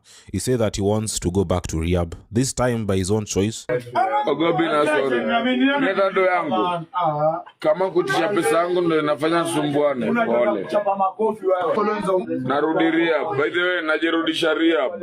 Obina asante kwa kunisaidia kunipeleka rehab. Saizi najirudisha rehab. Tafadhalini. Acheni tu nirudi rehab. Acheni tu nirudi rehab. Si uko poa. Kama unanielewa, ni understand tu. Si uko poa, acheni nirudi rehab. Acheni nirudi rehab tu. Ona, cheki. Acheni tu nirudi rehab. Tosi nilipia, acheni tu nirudi rehab. Nateseka. Bina sorry, acha tu nirudi rehab. And honestly, I hope he means it, because if there's one thing I know, and I know you also believe it, rehab doesn't change people. People have to decide to change. And sometimes it feels like this guy thinks the world owes him something, you know, that if you help him once, you owe him forever. But life doesn't work like that. Obina helped a lot. And he didn't just want to put him in rehab. He gave him a full plan, a second chance. You know, it was like a new beginning. And somehow, that still wasn't enough. Remember, Obina doesn't owe him anything. The public didn't owe him anything, the Kenyans, you know. But they still were willing to help this guy. And Stupid Boy threw it away. Stupid Boy has talent, that's clear. He's funny, he's charismatic, and he had one of the biggest songs of 2024. But fame without discipline, that doesn't last. And here's a part that nobody wants to say out loud. There are other artists, better ones, hungrier ones, and they're not spending their time blaming everyone else. They're doing their part, they're working hard. Hosti ongori, hosti. And Kuna jamaa they are fulani disciplined. hapa kuna sijui kuna nini kwa kichwa. Anyway, maybe Hizi ni what this tulia ngoja. What are these? What the hell is going on here? Dudu ass. Conrosa ziko zigzag hizi kwanza ni PC hizi kwenye nywele yake. Alafu kuna ni decent kwa hadi mimi nilikuwa hapa. Lakini hizi ni nini bwana we? Cheki, oya. What is going on here? everyone else. Nistingo tu umekosa tu kwa style. Kichwa. Nini? Usanii mingi la. Honestly, I think somebody else can make this look fine. It just looks weird. They're doing their part. They're working hard and they are disciplined. Anyway, maybe this relapse is part of the recovery. Maybe Stupid Boy will finally get it right. Maybe he'll clean up, get saved again, release more music, and bounce back. Or maybe he'll keep going in circles and hope that is not the case. But one thing's for sure, if you're serious about change, the first step is taking responsibility. And maybe, just maybe, it's also time for a new name, because sometimes the biggest thing holding you back is what you keep calling yourself. Because calling yourself Stupid Boy and expecting wise results, impossible. And is he going to change his name? I always feel weird even calling him Stupid Boy, because stupid is a really derogative. Yes, you speak into when you name yourself that ni kama umejieka hivyo. Exactly. Maybe Hopefully Clever Boy. Clever Boy. Yeah, Clever Boy could do. Anyway, what do you think about this story? Let me know in the comments and subscribe if you haven't already. Thanks for watching, and let's meet. That's a very interesting story. So jamaa akijaribu kuchange nini yake ajaribu kufanya. The only thing naweza sema sahihi akitoa ngoma, because most likely hakuna mtu mwenye willing kuwork naye. Akitoa ngoma ajaribu kurecord kama venye wasanii wa America wanafanya. Kama uko na talent, uko na ability. Na nimeona kuna TikTok channels. Anaweza kidogo ana record verse anarusha TikTok. Ana record verse anarusha TikTok. Ana record verse anarusha TikTok. Mpaka sasa kwenye zita grow na zishike momentum na zishike mafande zishike fire. No? Anyway. Doesn't matter.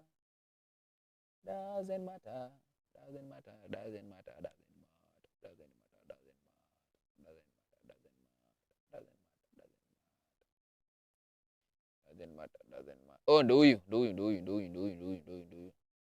Ni video fulani huyu jamaa kwa TikTok huyu. Kwa TikTok.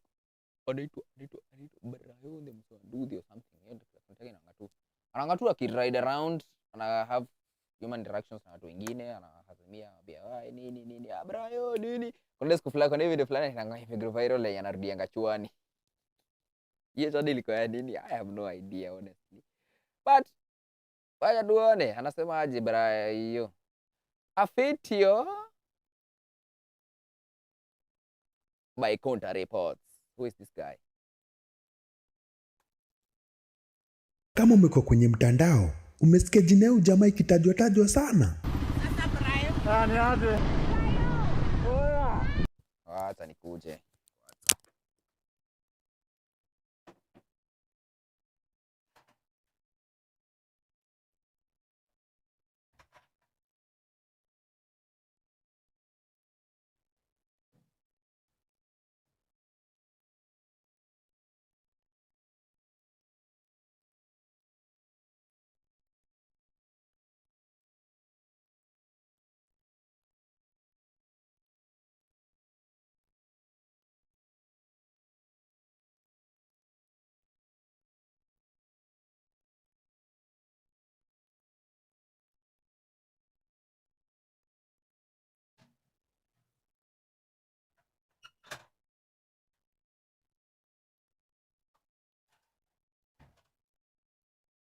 Yes, who's back? Oh yeah.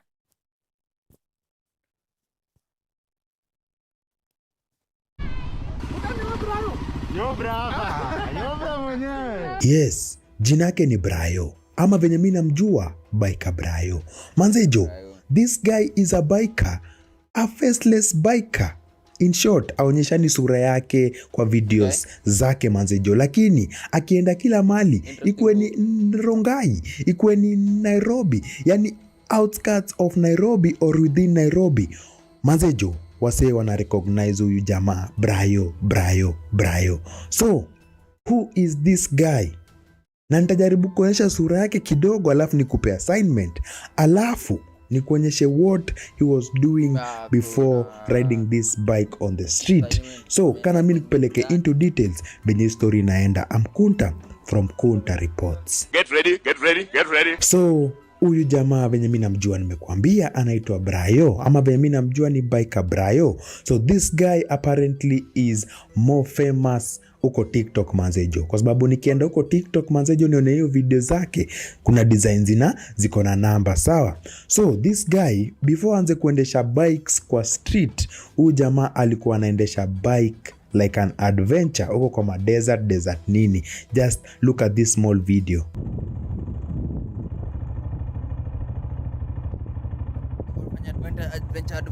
Ukicheki hapo alikuwa anaendesha bike huko kwa desert, yani ki-adventure. Hakuwa ame-venture inside the street, you get me fam? So huyu jamaa venye mimi nilimkuja kumjua, huyu jamaa ni jamaa fulani ako na roho mzuri. Na kuna hii video nilionanga akibeba jamaa sijui akieleka huko Lang'ata. So let us watch this video then I'll continue.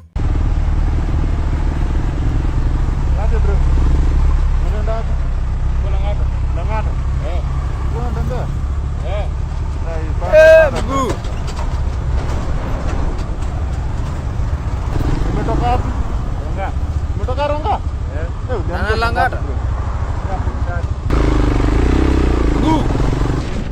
Uno legend, uno working class. Huyo makofi yake. Huyo jamaa afu ujue kama anafanya almost daily. Sina maanisha excuses zangu zinafaziisha. Ninafaa niamke nikimbie 20 kilometers. Nizunguke nitafute kazi, alafu baadaye tena nikuja ni stream. Ama namna gani?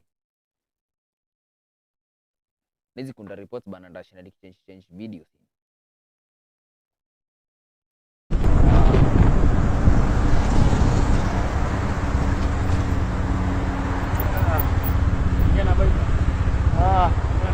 Tateremka. Asante. Haina noma. Alafu bro, unafanya job gani? Mimi ni mechanic. Kugara kitu kwa hapa ndo naenda. Unatembea gadi Ronga? Hii kazi na fare natembea. Buda, acha usirudi bila na mguu. Usirudi na mguu. Asante. Iko super. Asante bro. Wazi. Makofi kwa bro.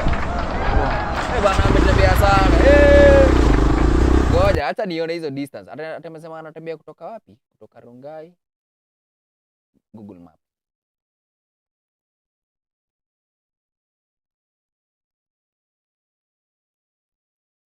Rongai.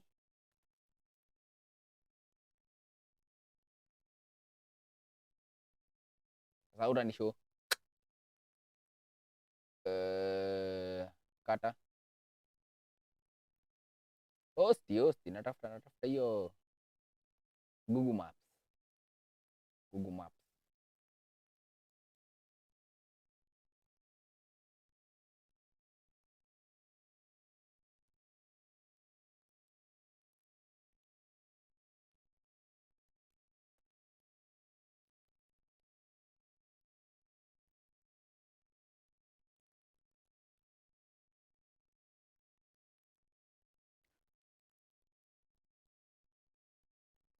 Of course, I'm not a bot.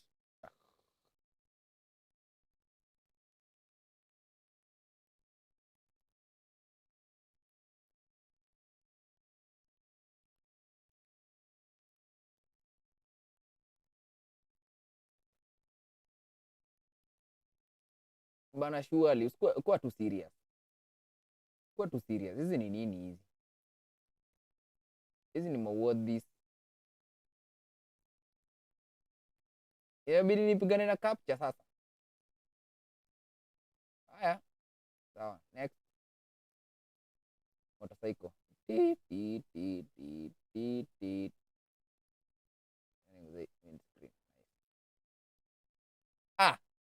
We.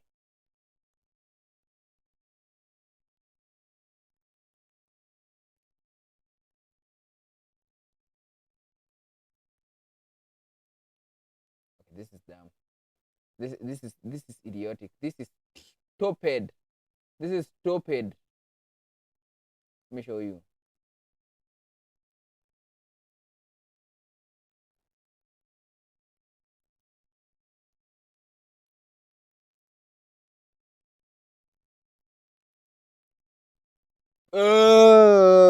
This is dumb.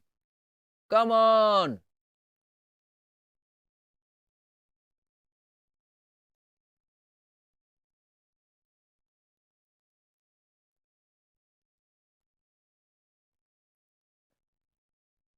Napigana na capture tu hapa.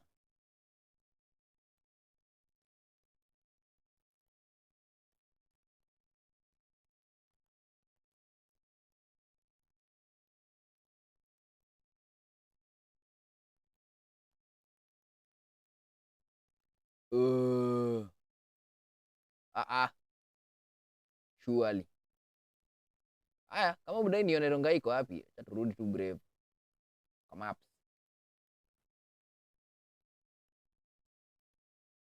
Aya, ini Rongai.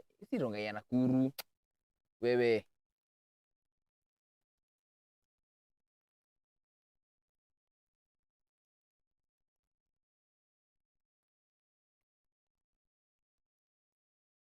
Okay.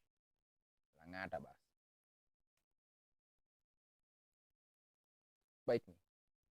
No, let us just bite me. Bite me. Hii inafaa kuwa very easy exercise.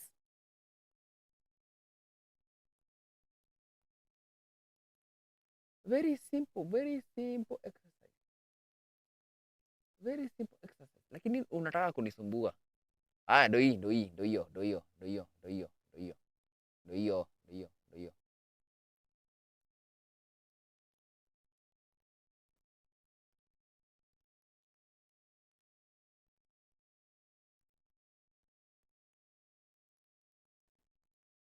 Mesa nimewatolea. Ndo hii iko wapi? This one.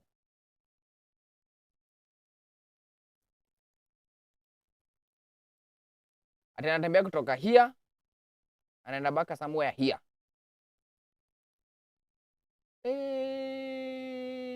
Hii distance mchezo. Copy video.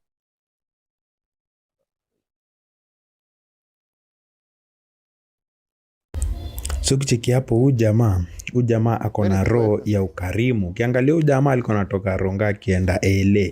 Manzejo, hiyo that's a very long walk manzejo. Alafu kacheki tena amempea tena fare ya kurudi. So huyu jamaa anafanyanga these acts of kindness. Ukitaka kuangalia video zake enda tu TikTok, andika Baika Brayo utampata. Hata kama utampata sawa. So after amechukua huyu jamaa amemfanyia nini? Huyu jamaa alitrendingi on the internet. So ikabaki watu sawa wataka kusupport huyo jamaa. Huyo jamaa alikuwa anatembea sawa. So huyu jamaa anaitwa Brayo. Alienda tena akamtafuta hadi kwa ground. Alienda hadi kwa ground kutafuta huyu jamaa ampe magift zake. Hebu cheki.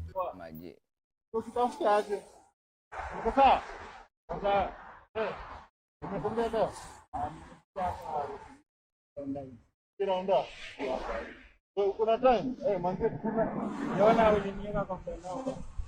Wanaja watu wananiulizia. Nini mbaya? Wanataka kusaidia tu. Kusaidia kidogo. Yapi sasa? Kuna msee nini ulikuwa na record nayo?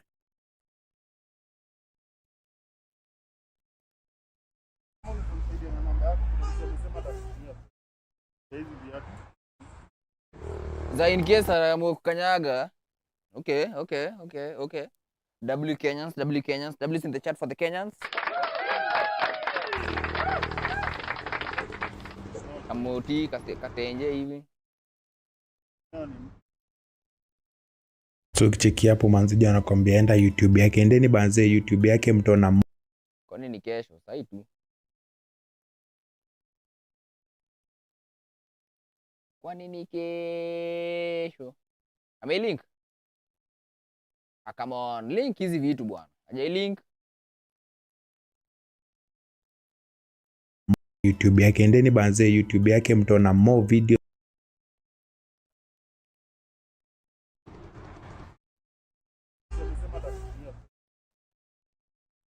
ulikuwa na record nayo?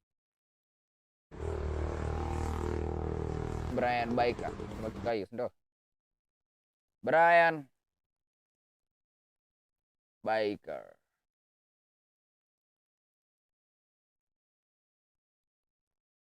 Oh, ndio hii.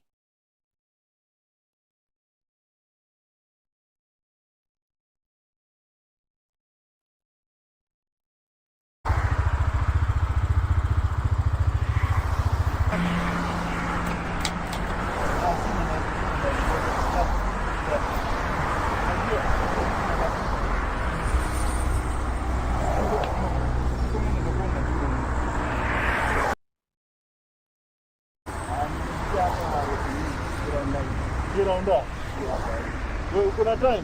Manze kuna naona uliniona kwa mtandao. Watu wanasikia watu wananiulizia. Nini mbaya? Wanataka kukusaidia tu.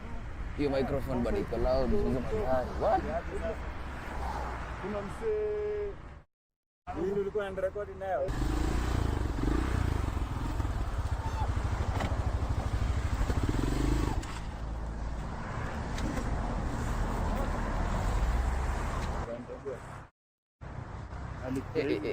Boot za kazi wewe. W Kenyans. After ilmi hapo. Kwani simu gani? Simu nayo ni mpya.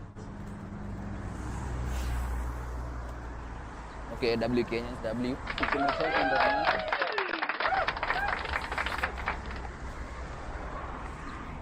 Na hiyo kama una phone unaweza ingia DJ chat na power bank In case hii ni ngoma sema sasa yenye uko tu za hapa. Jisi kila siku ni nini opportunities zako zinaweza ni. Economy venye ni mbaya. Uko na jamani mpata aje namba yake acha nikupatie. Ndio jamaa.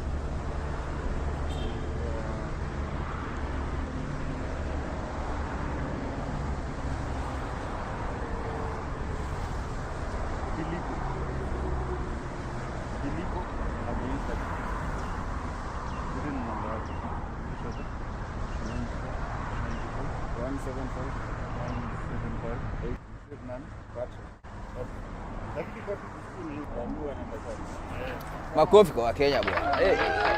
Kazi nzuri. Hiyo story ya philanthropy na sublive hapo teketeke. 8 months ago ujue. Aya. Unafanya garage gani? Unaweza enda kama uko sawa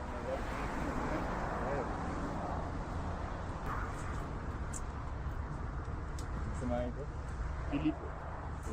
Anyona. Hakuoni. Karoko.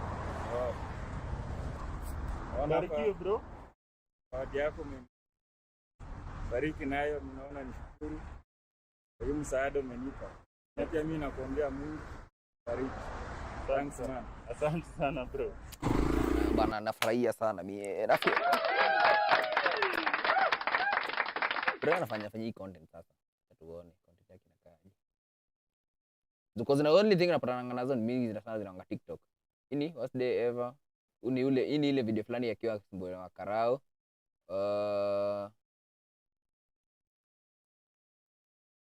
Mara kama showdown. Ndio yeye niangalie yule. Amra watching. 30 minutes. Hatuna masaa hiyo yote.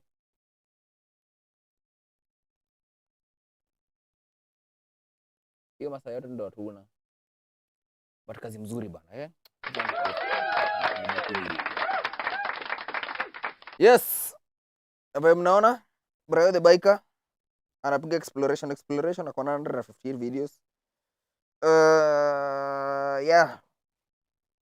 Shout out to him. Mwenda subscribe kwa video YouTube yake bana wewe. Hii jamaa abako jamaa bwana. Ujamaa at least maisha yake imechange.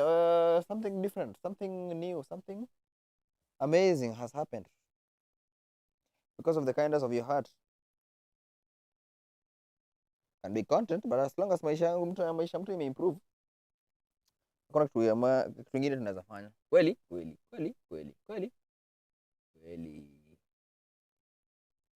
Sasa kitu ya mwisho nilikuwa nataka kufanya leo ilikuwa inaitwa Ogori. Unajua ongori. Ongori. Unajua ongori. Ongori. Unajua ongori. Ongori. Again with the ongori report. Sasa ongori report jana ni juzi. Nimedrop video nyingine interesting hapa. Iko wapi hiyo video? Unaweza ipata.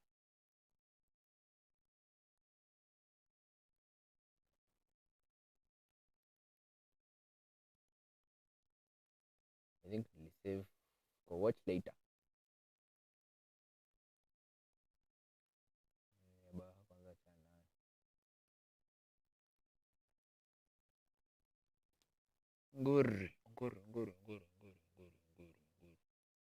Ngori.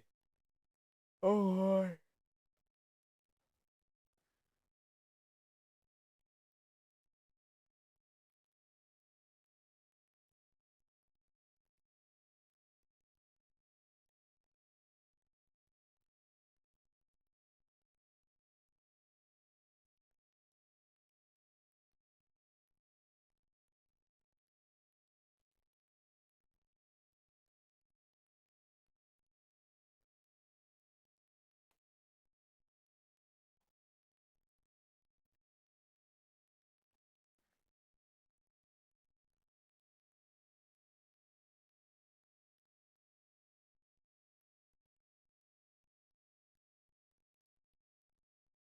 And if you have, thanks for subscribing.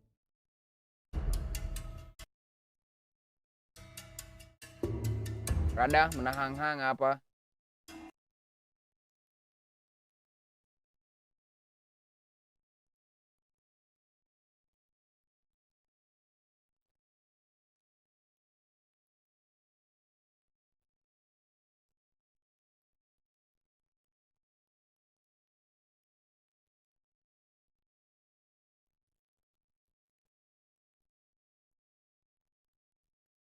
Menahang-hang apa? Uzi.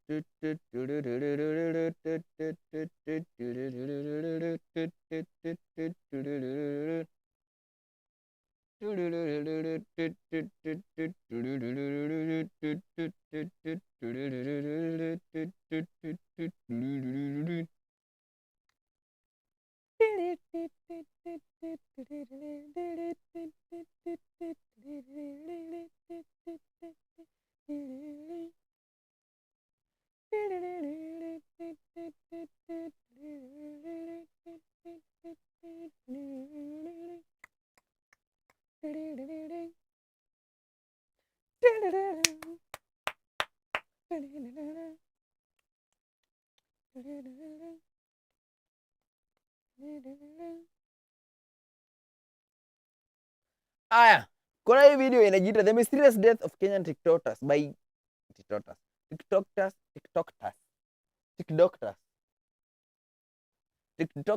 by Ongori Reports. Hii video inaongelelea Kenyan coincidence bana.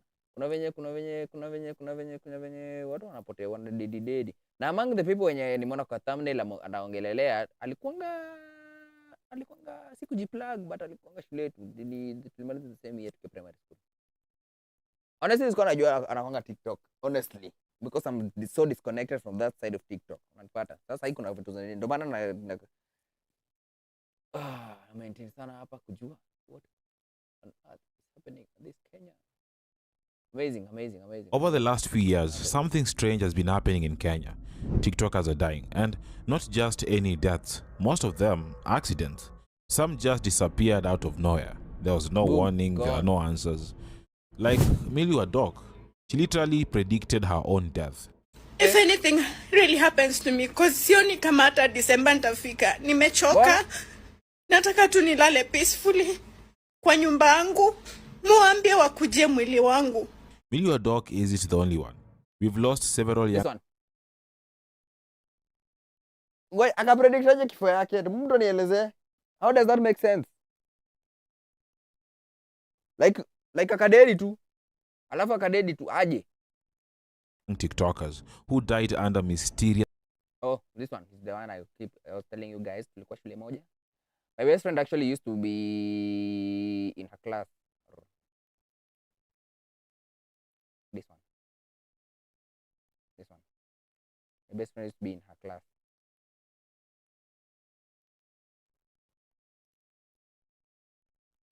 Ngoja. We rudi bwana. Nguri ananga ngori. Weka hii hapa. Excellent. Weka hiyo hapa chini. Hapo chini. Excellent.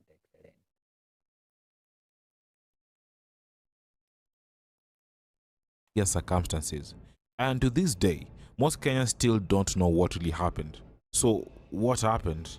Are these just a pattern of tragic coincidences, or is there something darker we are not saying? In this video, we are diving into the Kenyan TikTokers who died in strange, sudden, and sometimes suspicious ways. Remember to subscribe if you haven't already, and if you have, thanks for subscribing.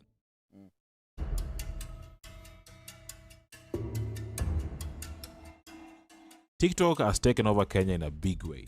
It's where people go to laugh, to share, and to be seen. It's turned unknown people or names into overnight stars. Some became role models, others were just entertaining, but they all had one thing in common. They were loved by many. And one of the most loved TikTokers and now mourned was Millie Wadok. Before she became a TikToker, she was Milka Nyatuga, a young woman from Nakuru, firstborn in a family of 8. Life wasn't easy. At just 18 years old, she opted to try sex work to survive. That never happened. Hello? Her life changed when she met a supportive foreign man who became her husband. They moved to Germany and had a child, but that marriage did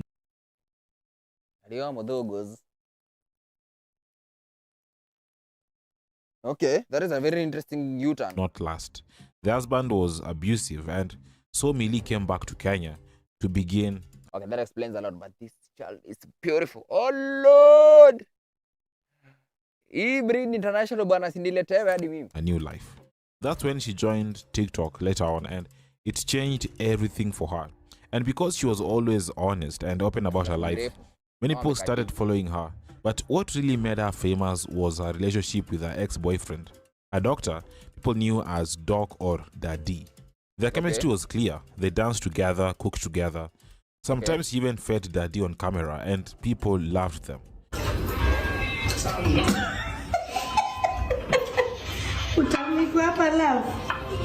Hey, what's that?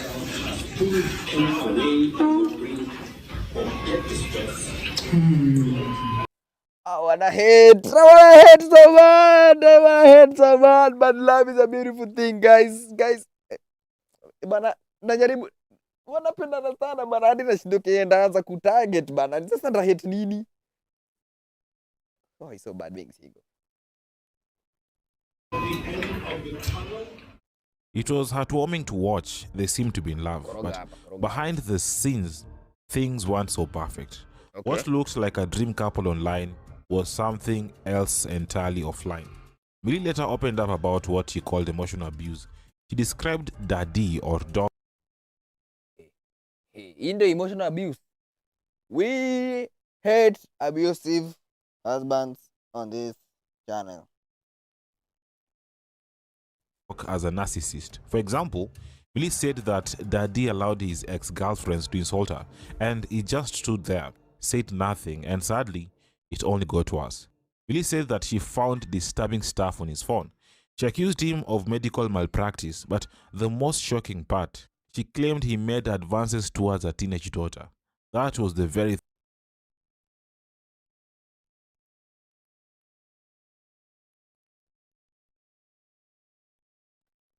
Mother Bombo ilikuwa inacheza the long game.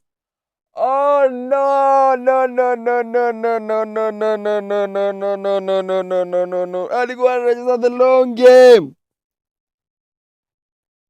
What?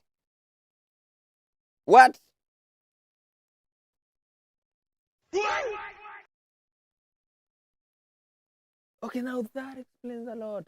Mbona mnapendana online lakini tena unakuja upigwa fure kitu kayo bana, ilikuwa ni kitu lakini advances 13 That is so weird. Bro, you're so weird.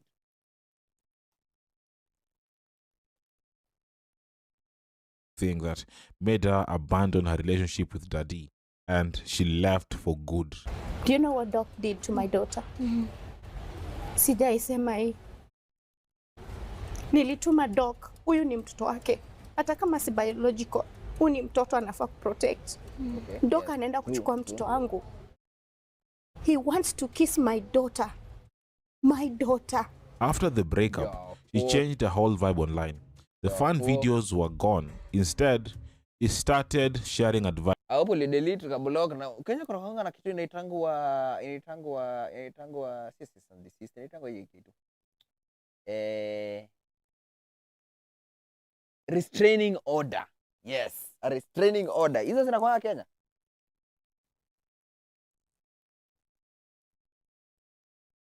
With her followers, talking about life, healing, and relationships. From the unexpected breakup with Daddy or Doc, she found love again. Millie got married again. It was a simple civil wedding, but a private one. The new husband was called Odeke, but barely a month later, Millie was dead. She died in a Nakuru hospital on June 3rd, 2025. Millie Wadok's family officially confirmed her passing, attributing it to health complications. During a TikTok live, one of her family members explained that Millie had a growth in her stomach. Doctors had recommended surgery to remove it, but after the operation, things took a turn for the worse. Millie started bleeding heavily inside and needed a blood transfusion.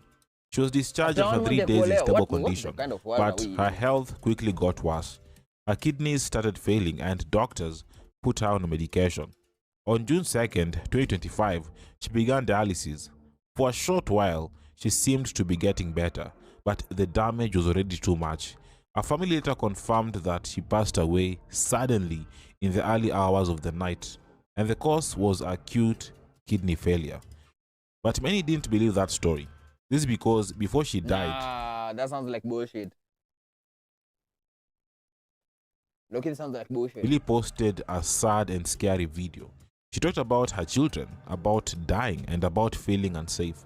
She said that her life was in danger, but she already made plans to protect her kids. I know I'm in danger. Nishapanga watoto wangu. If I might die, watoto wangu wako tu sawa. But nataka nikikufa nikuwe nimesaidia mtu. In the video, she said some shocking things about her ex-husband, Doc. Kama wewe ni patient na uliwahi tibiwa optical pale side za 58, jua akona picha zako ukiwa operation. Alipiga picha, samahani, ulijifungua mtoto, wale watoto wako na vichwa kubwa, macho kubwa, akona picha zako. This dude amejaza filamu za ngono kwa simu yake na ni filamu za watoto tupu.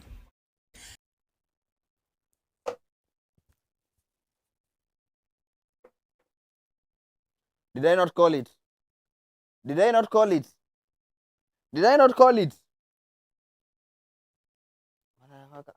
This is the long game because aliona external breed. PDF files should be killed immediately. Nyumba yake haijakosa zile madawa za kutoa mimba. Nyumba yake haijakosa hadi anauzanga hizo madawa chini ya maji. Bro, guys, if anything happens, na kama wewe ni patient wake, like 3 months ago alikupatia dawa, ukampigia simu usiku wa manane ukilia, ukisema umekuwa wazimu. Yes, it is true. The death of Millie Wadok was so abrupt, and many are still asking questions. Why did her health fail so quickly? Why did she talk about being in danger? Hizi vitu zinafanyikanga kwa sitcoms na ni za America, unadhani ni kama the more I'm getting older, the more I'm realizing this world is freaky and it's already in here. Tushafikiwa, imeingia Afrika.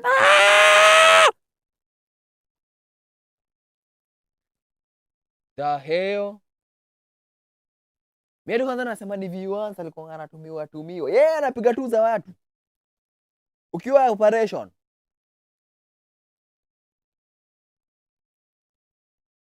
Something is so weird. Something is so wrong about this. Investigate that man.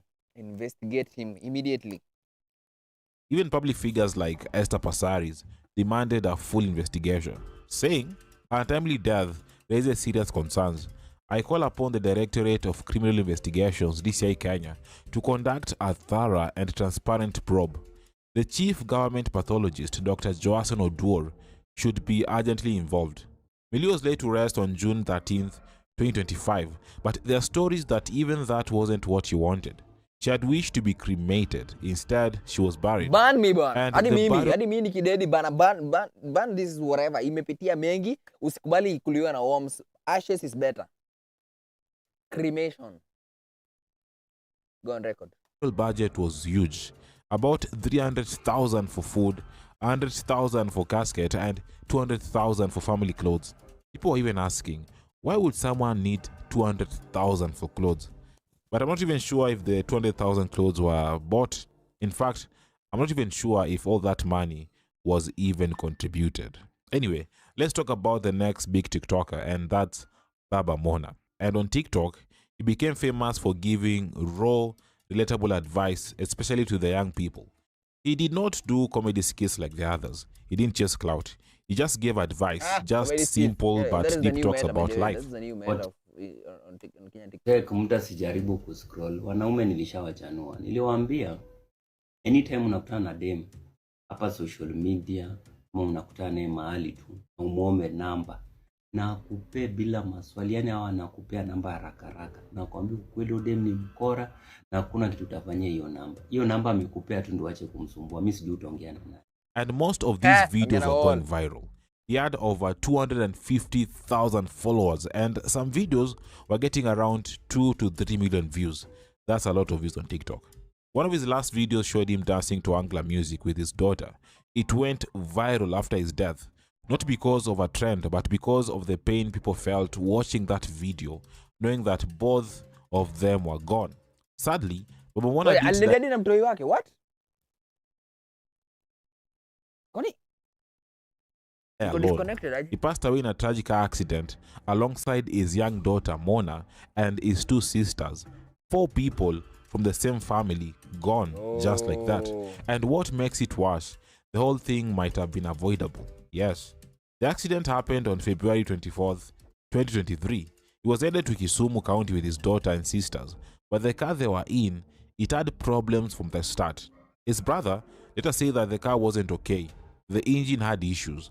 Baba Mona even told the car owner something wasn't right, but the owner allegedly ignored the warning, saying that maybe it was just low fuel. But then I don't know, just curious. The tank was full. They were supposed to leave by 5 a.m., but because of the car issues, they left at 6 a.m. That delay, combined with mechanical failure, may have contributed to the accident, which happened in Londiani. His mom tried calling, but no one was answering. Later, it was confirmed that they were all gone. Their bodies were taken to the Muhoroni Sub-County Hospital mortuary, then later to Kisumu's Star mortuary. Baba Mona was buried in Awasi, and the internet couldn't believe it. People were heartbroken, especially the TikTokers. Now, the TikTok community flooded his last videos with messages.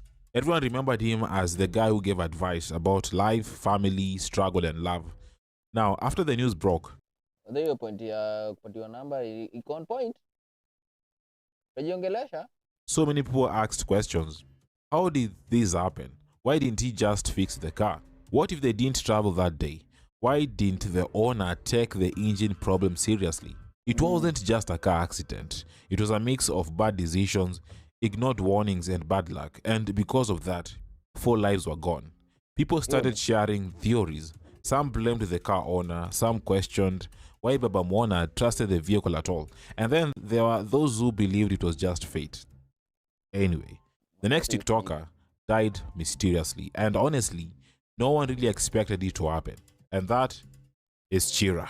Chira was one of those people you couldn't ignore. He was loud, very loud, but honest, emotional, and always online.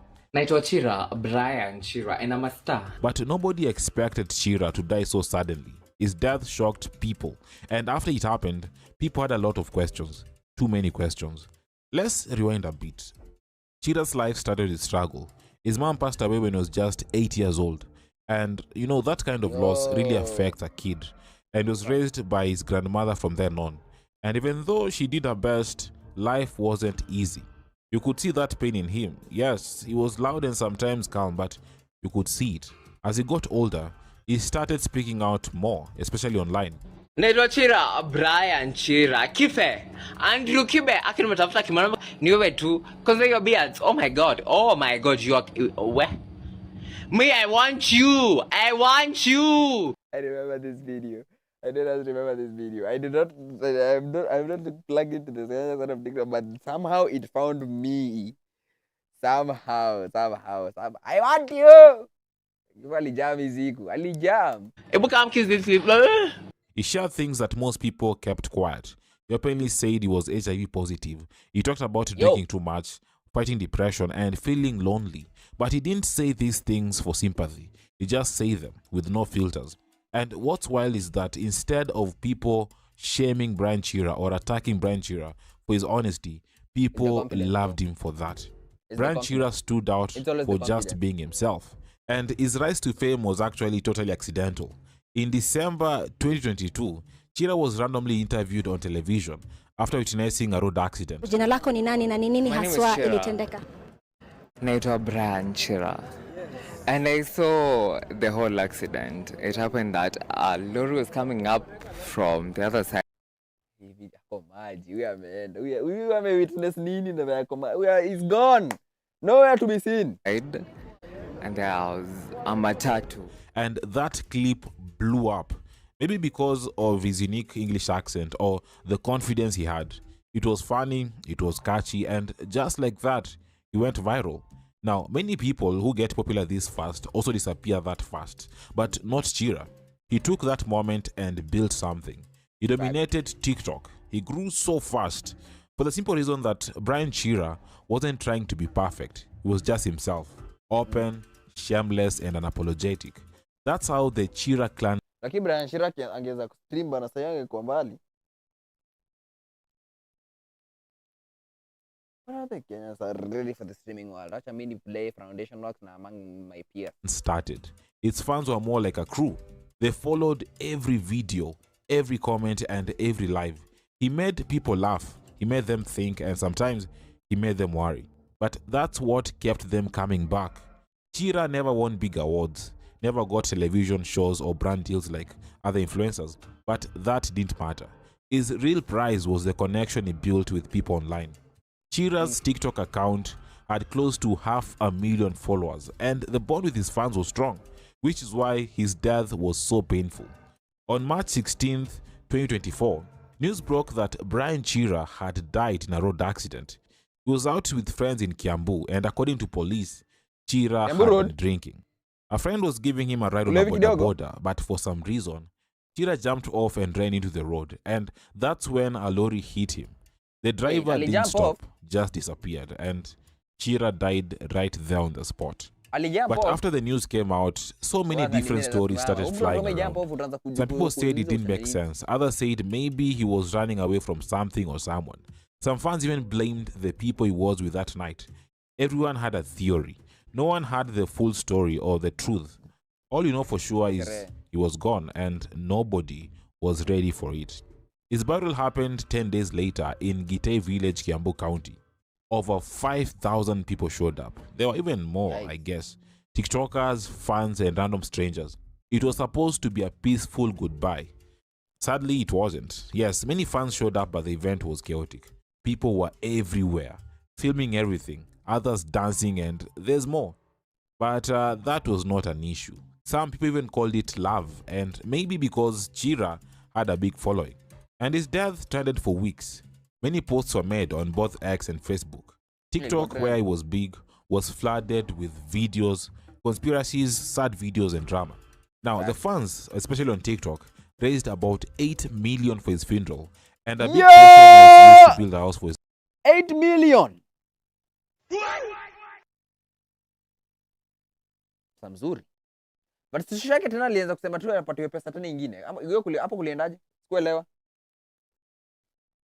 Grandmother and siblings, and also to help the family in other things. Whether the whole amount was used, nobody really knows, as the grandmother came back demanding for a new house, and Kenyans were furious. Anyway, the death of Brian Chira was painful and confusing. It left too many questions. Maybe we'll never know the full truth of what happened that night. Maybe we don't need to. What matters is that Brian Chira lived loud, loved people, and left something behind that no one can ignore. Now, there's another TikToker who died just 2 days after Chira died. His name was Chongin, a comedian. Hope I said that name right. Chongin was a rising star from Bomet who made a name for himself as a hilarious Kalenjin content creator. The guy was funny, simple, and represented his culture proudly. Chongin wasn't one of those flashy mainstream comedians. He stayed local, used his Kalenjin culture and language in his content, and he managed to build a solid fan base, mostly Kalenjin fans. And his jokes weren't for everyone, they were for his people, and they loved him for that. Now, on March 18th, 2024, Chongin was in a matatu in Bomet. That matatu crashed into a tractor, and 5 people died on the spot, including Chongin. Just like that, he was gone. And this is the part that made the whole thing even shocking. Chongin had just posted an emotional tribute to Brian Chira, who died in a road accident 2 days earlier. Yeah, 2 days. It didn't feel real. It felt weird. And Kenyans started wondering. First, there was Chira, then Chongin, all gone because of accident.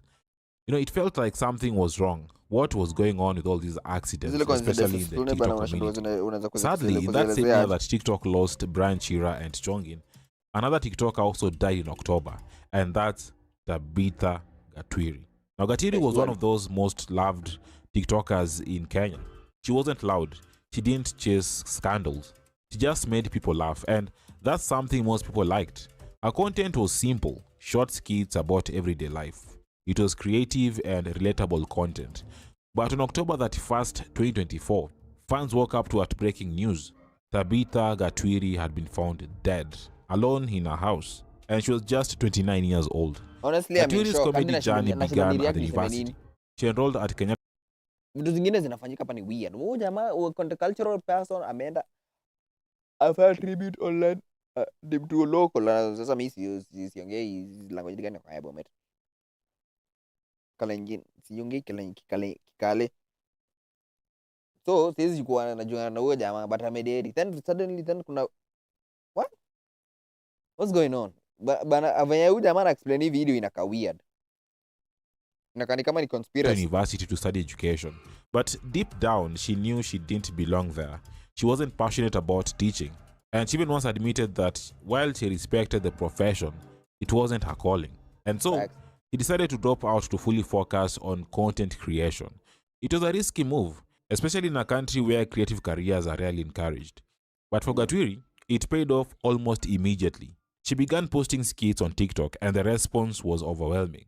She had over 200,000 followers, a massive number by Kenyan standards, and she was consistently making content, even doing collaborations with other content creators like Alex Mathenge, Dana Daisy, and Shipira, which boosted her career. That brand eventually landed her a spot on a TV show, The Real Housewives of Kawangware, a once popular TV comedy series. But while everything looked perfect from the outside, something unexpected happened. In late October 2024, just days before her death, close friends said she had fallen slightly ill. It wasn't that serious. She was communicating as usual, and people assumed it was just normal, and she'll be okay. But then, Gatwiri went quiet. Her brother became concerned after multiple calls and texts went unanswered. Eventually, he went to check on her, and that's when he found her lifeless body. The news was confirmed later that day. Tabitha Gatwiri had passed away. Initial reports called it a sudden illness, but her family soon released more details. A post-mortem conducted at Kenyatta University Funeral Home revealed that she died from something called positional asphyxia, a rare condition where someone suffocates because of the way their body is positioned. It typically happens when the chest or neck is compressed, preventing normal breathing. In Tabitha's case, it caused swelling in the brain and ultimately her death. The family also revealed that toxicology tests were underway to rule out any other possible causes, including poisoning. The explanation was clinical, but for our fans and fellow creators, it still didn't make sense. How could someone who was... Mysterious circumstances. But I see, so energetic. I'm not a doctor. Be gone so so suddenly. plausibility iko. But sadly, she was dead and was eulogized by many people. Like fellow comedians like Naomi Kuria, of course, their fans also. Even Wiper Party leader Kalonzo Musyoka spoke out saying she was a young woman determined to change the world for the better. On November 15th, Tabitha Gatwiri was laid to rest at her father's home in Meru County. The following year, which is now 2025, another TikToker died, and that's Liz Kamene, who died in a road accident. And of all the stories today, a story is more painful, and we'll find out why shortly.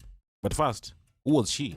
Liz Kamene was not that big on TikTok. On TikTok, people knew her as Kamba Icon KE and had around 80,000 followers. And she wasn't doing much. She was just doing ordinary things that most people do on TikTok. Dancing, posting pictures, and just having fun. But on March 13th, 2025, everything changed. Liz was near Kariobangi roundabout in Nairobi when someone snatched her phone. Didn't just stand there. She ran after the thieves, and that's when a speeding car hit her. The driver never stopped, and Liz was badly hurt. She lost her arm and her leg. But what shocked people most is what happened next. Instead of people helping her, some people just stood there. They pulled out their phones and started recording her. No one covered her. What the is wrong with people? What? Sorry, content. Where are we heading to in this country? Nataka kutumia NGC wa kwanza. No one tried to save her. She was lying there in pain and they just filmed. And that's what made Kenyans really angry. She didn't deserve to die like that, and she didn't deserve to be recorded while dying. Her story reminded people of Brian Chira, another TikToker who also died in a hit and run just a year before. After hearing all these stories, you have to ask yourself, why are so many Kenyan TikTokers dying? Millie Wadok, Baba Mona, Brian Chira, Chongin, Liz Kamene, they were young, vibrant, and entertaining people. And all gone. And in most cases, the cause is almost the same. A tragic accident. Is it just bad luck or a coincidence? Or could it be something deeper? Now, there are some people who believe that TikTok is cursed. Yeah, that sounds crazy at first. But when you look at the pattern, how fast it's happening, how similar the endings are, it stops sounding like a joke and start feeling like a warning. Personally, I don't know what to believe. I'm not here to spread fear or conspiracy theories. But what I do know is this: something is very wrong. We've lost too many. Brian Chira, Millie Wadok, Liz Kamene, Chongin, and others whose names you don't know because they didn't go viral. It's painful and it's terrifying because we're not just here talking about influencers or clout. We are talking about people. People with families, dreams, and futures. Oja mama alikuwa anataka akona picha za watu huyo kwanza aanze kutafutwa. Mbona unaweza pata bado tu ako mahali tu anazurura hiyo mtaa. What? Check the footage, check the files, check the files. Always check the files.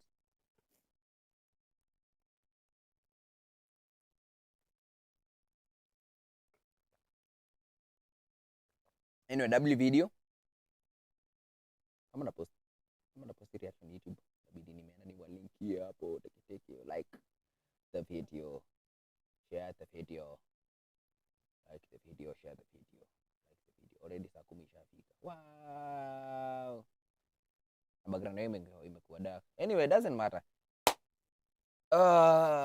Nishachoka. Wow, footage yangu ya kurekodi imegonga 2 hours hadi. Anyway, sir, it's your boy once again. I'm gonna hop off. I'm gonna pop off. Don't forget to subscribe. But let's subscribe to this shit. Niko serious, wewe. Make sure me subscribe. Make sure me subscribe. Make sure me subscribe. Make sure me subscribe. Make sure me subscribe. Make sure me subscribe.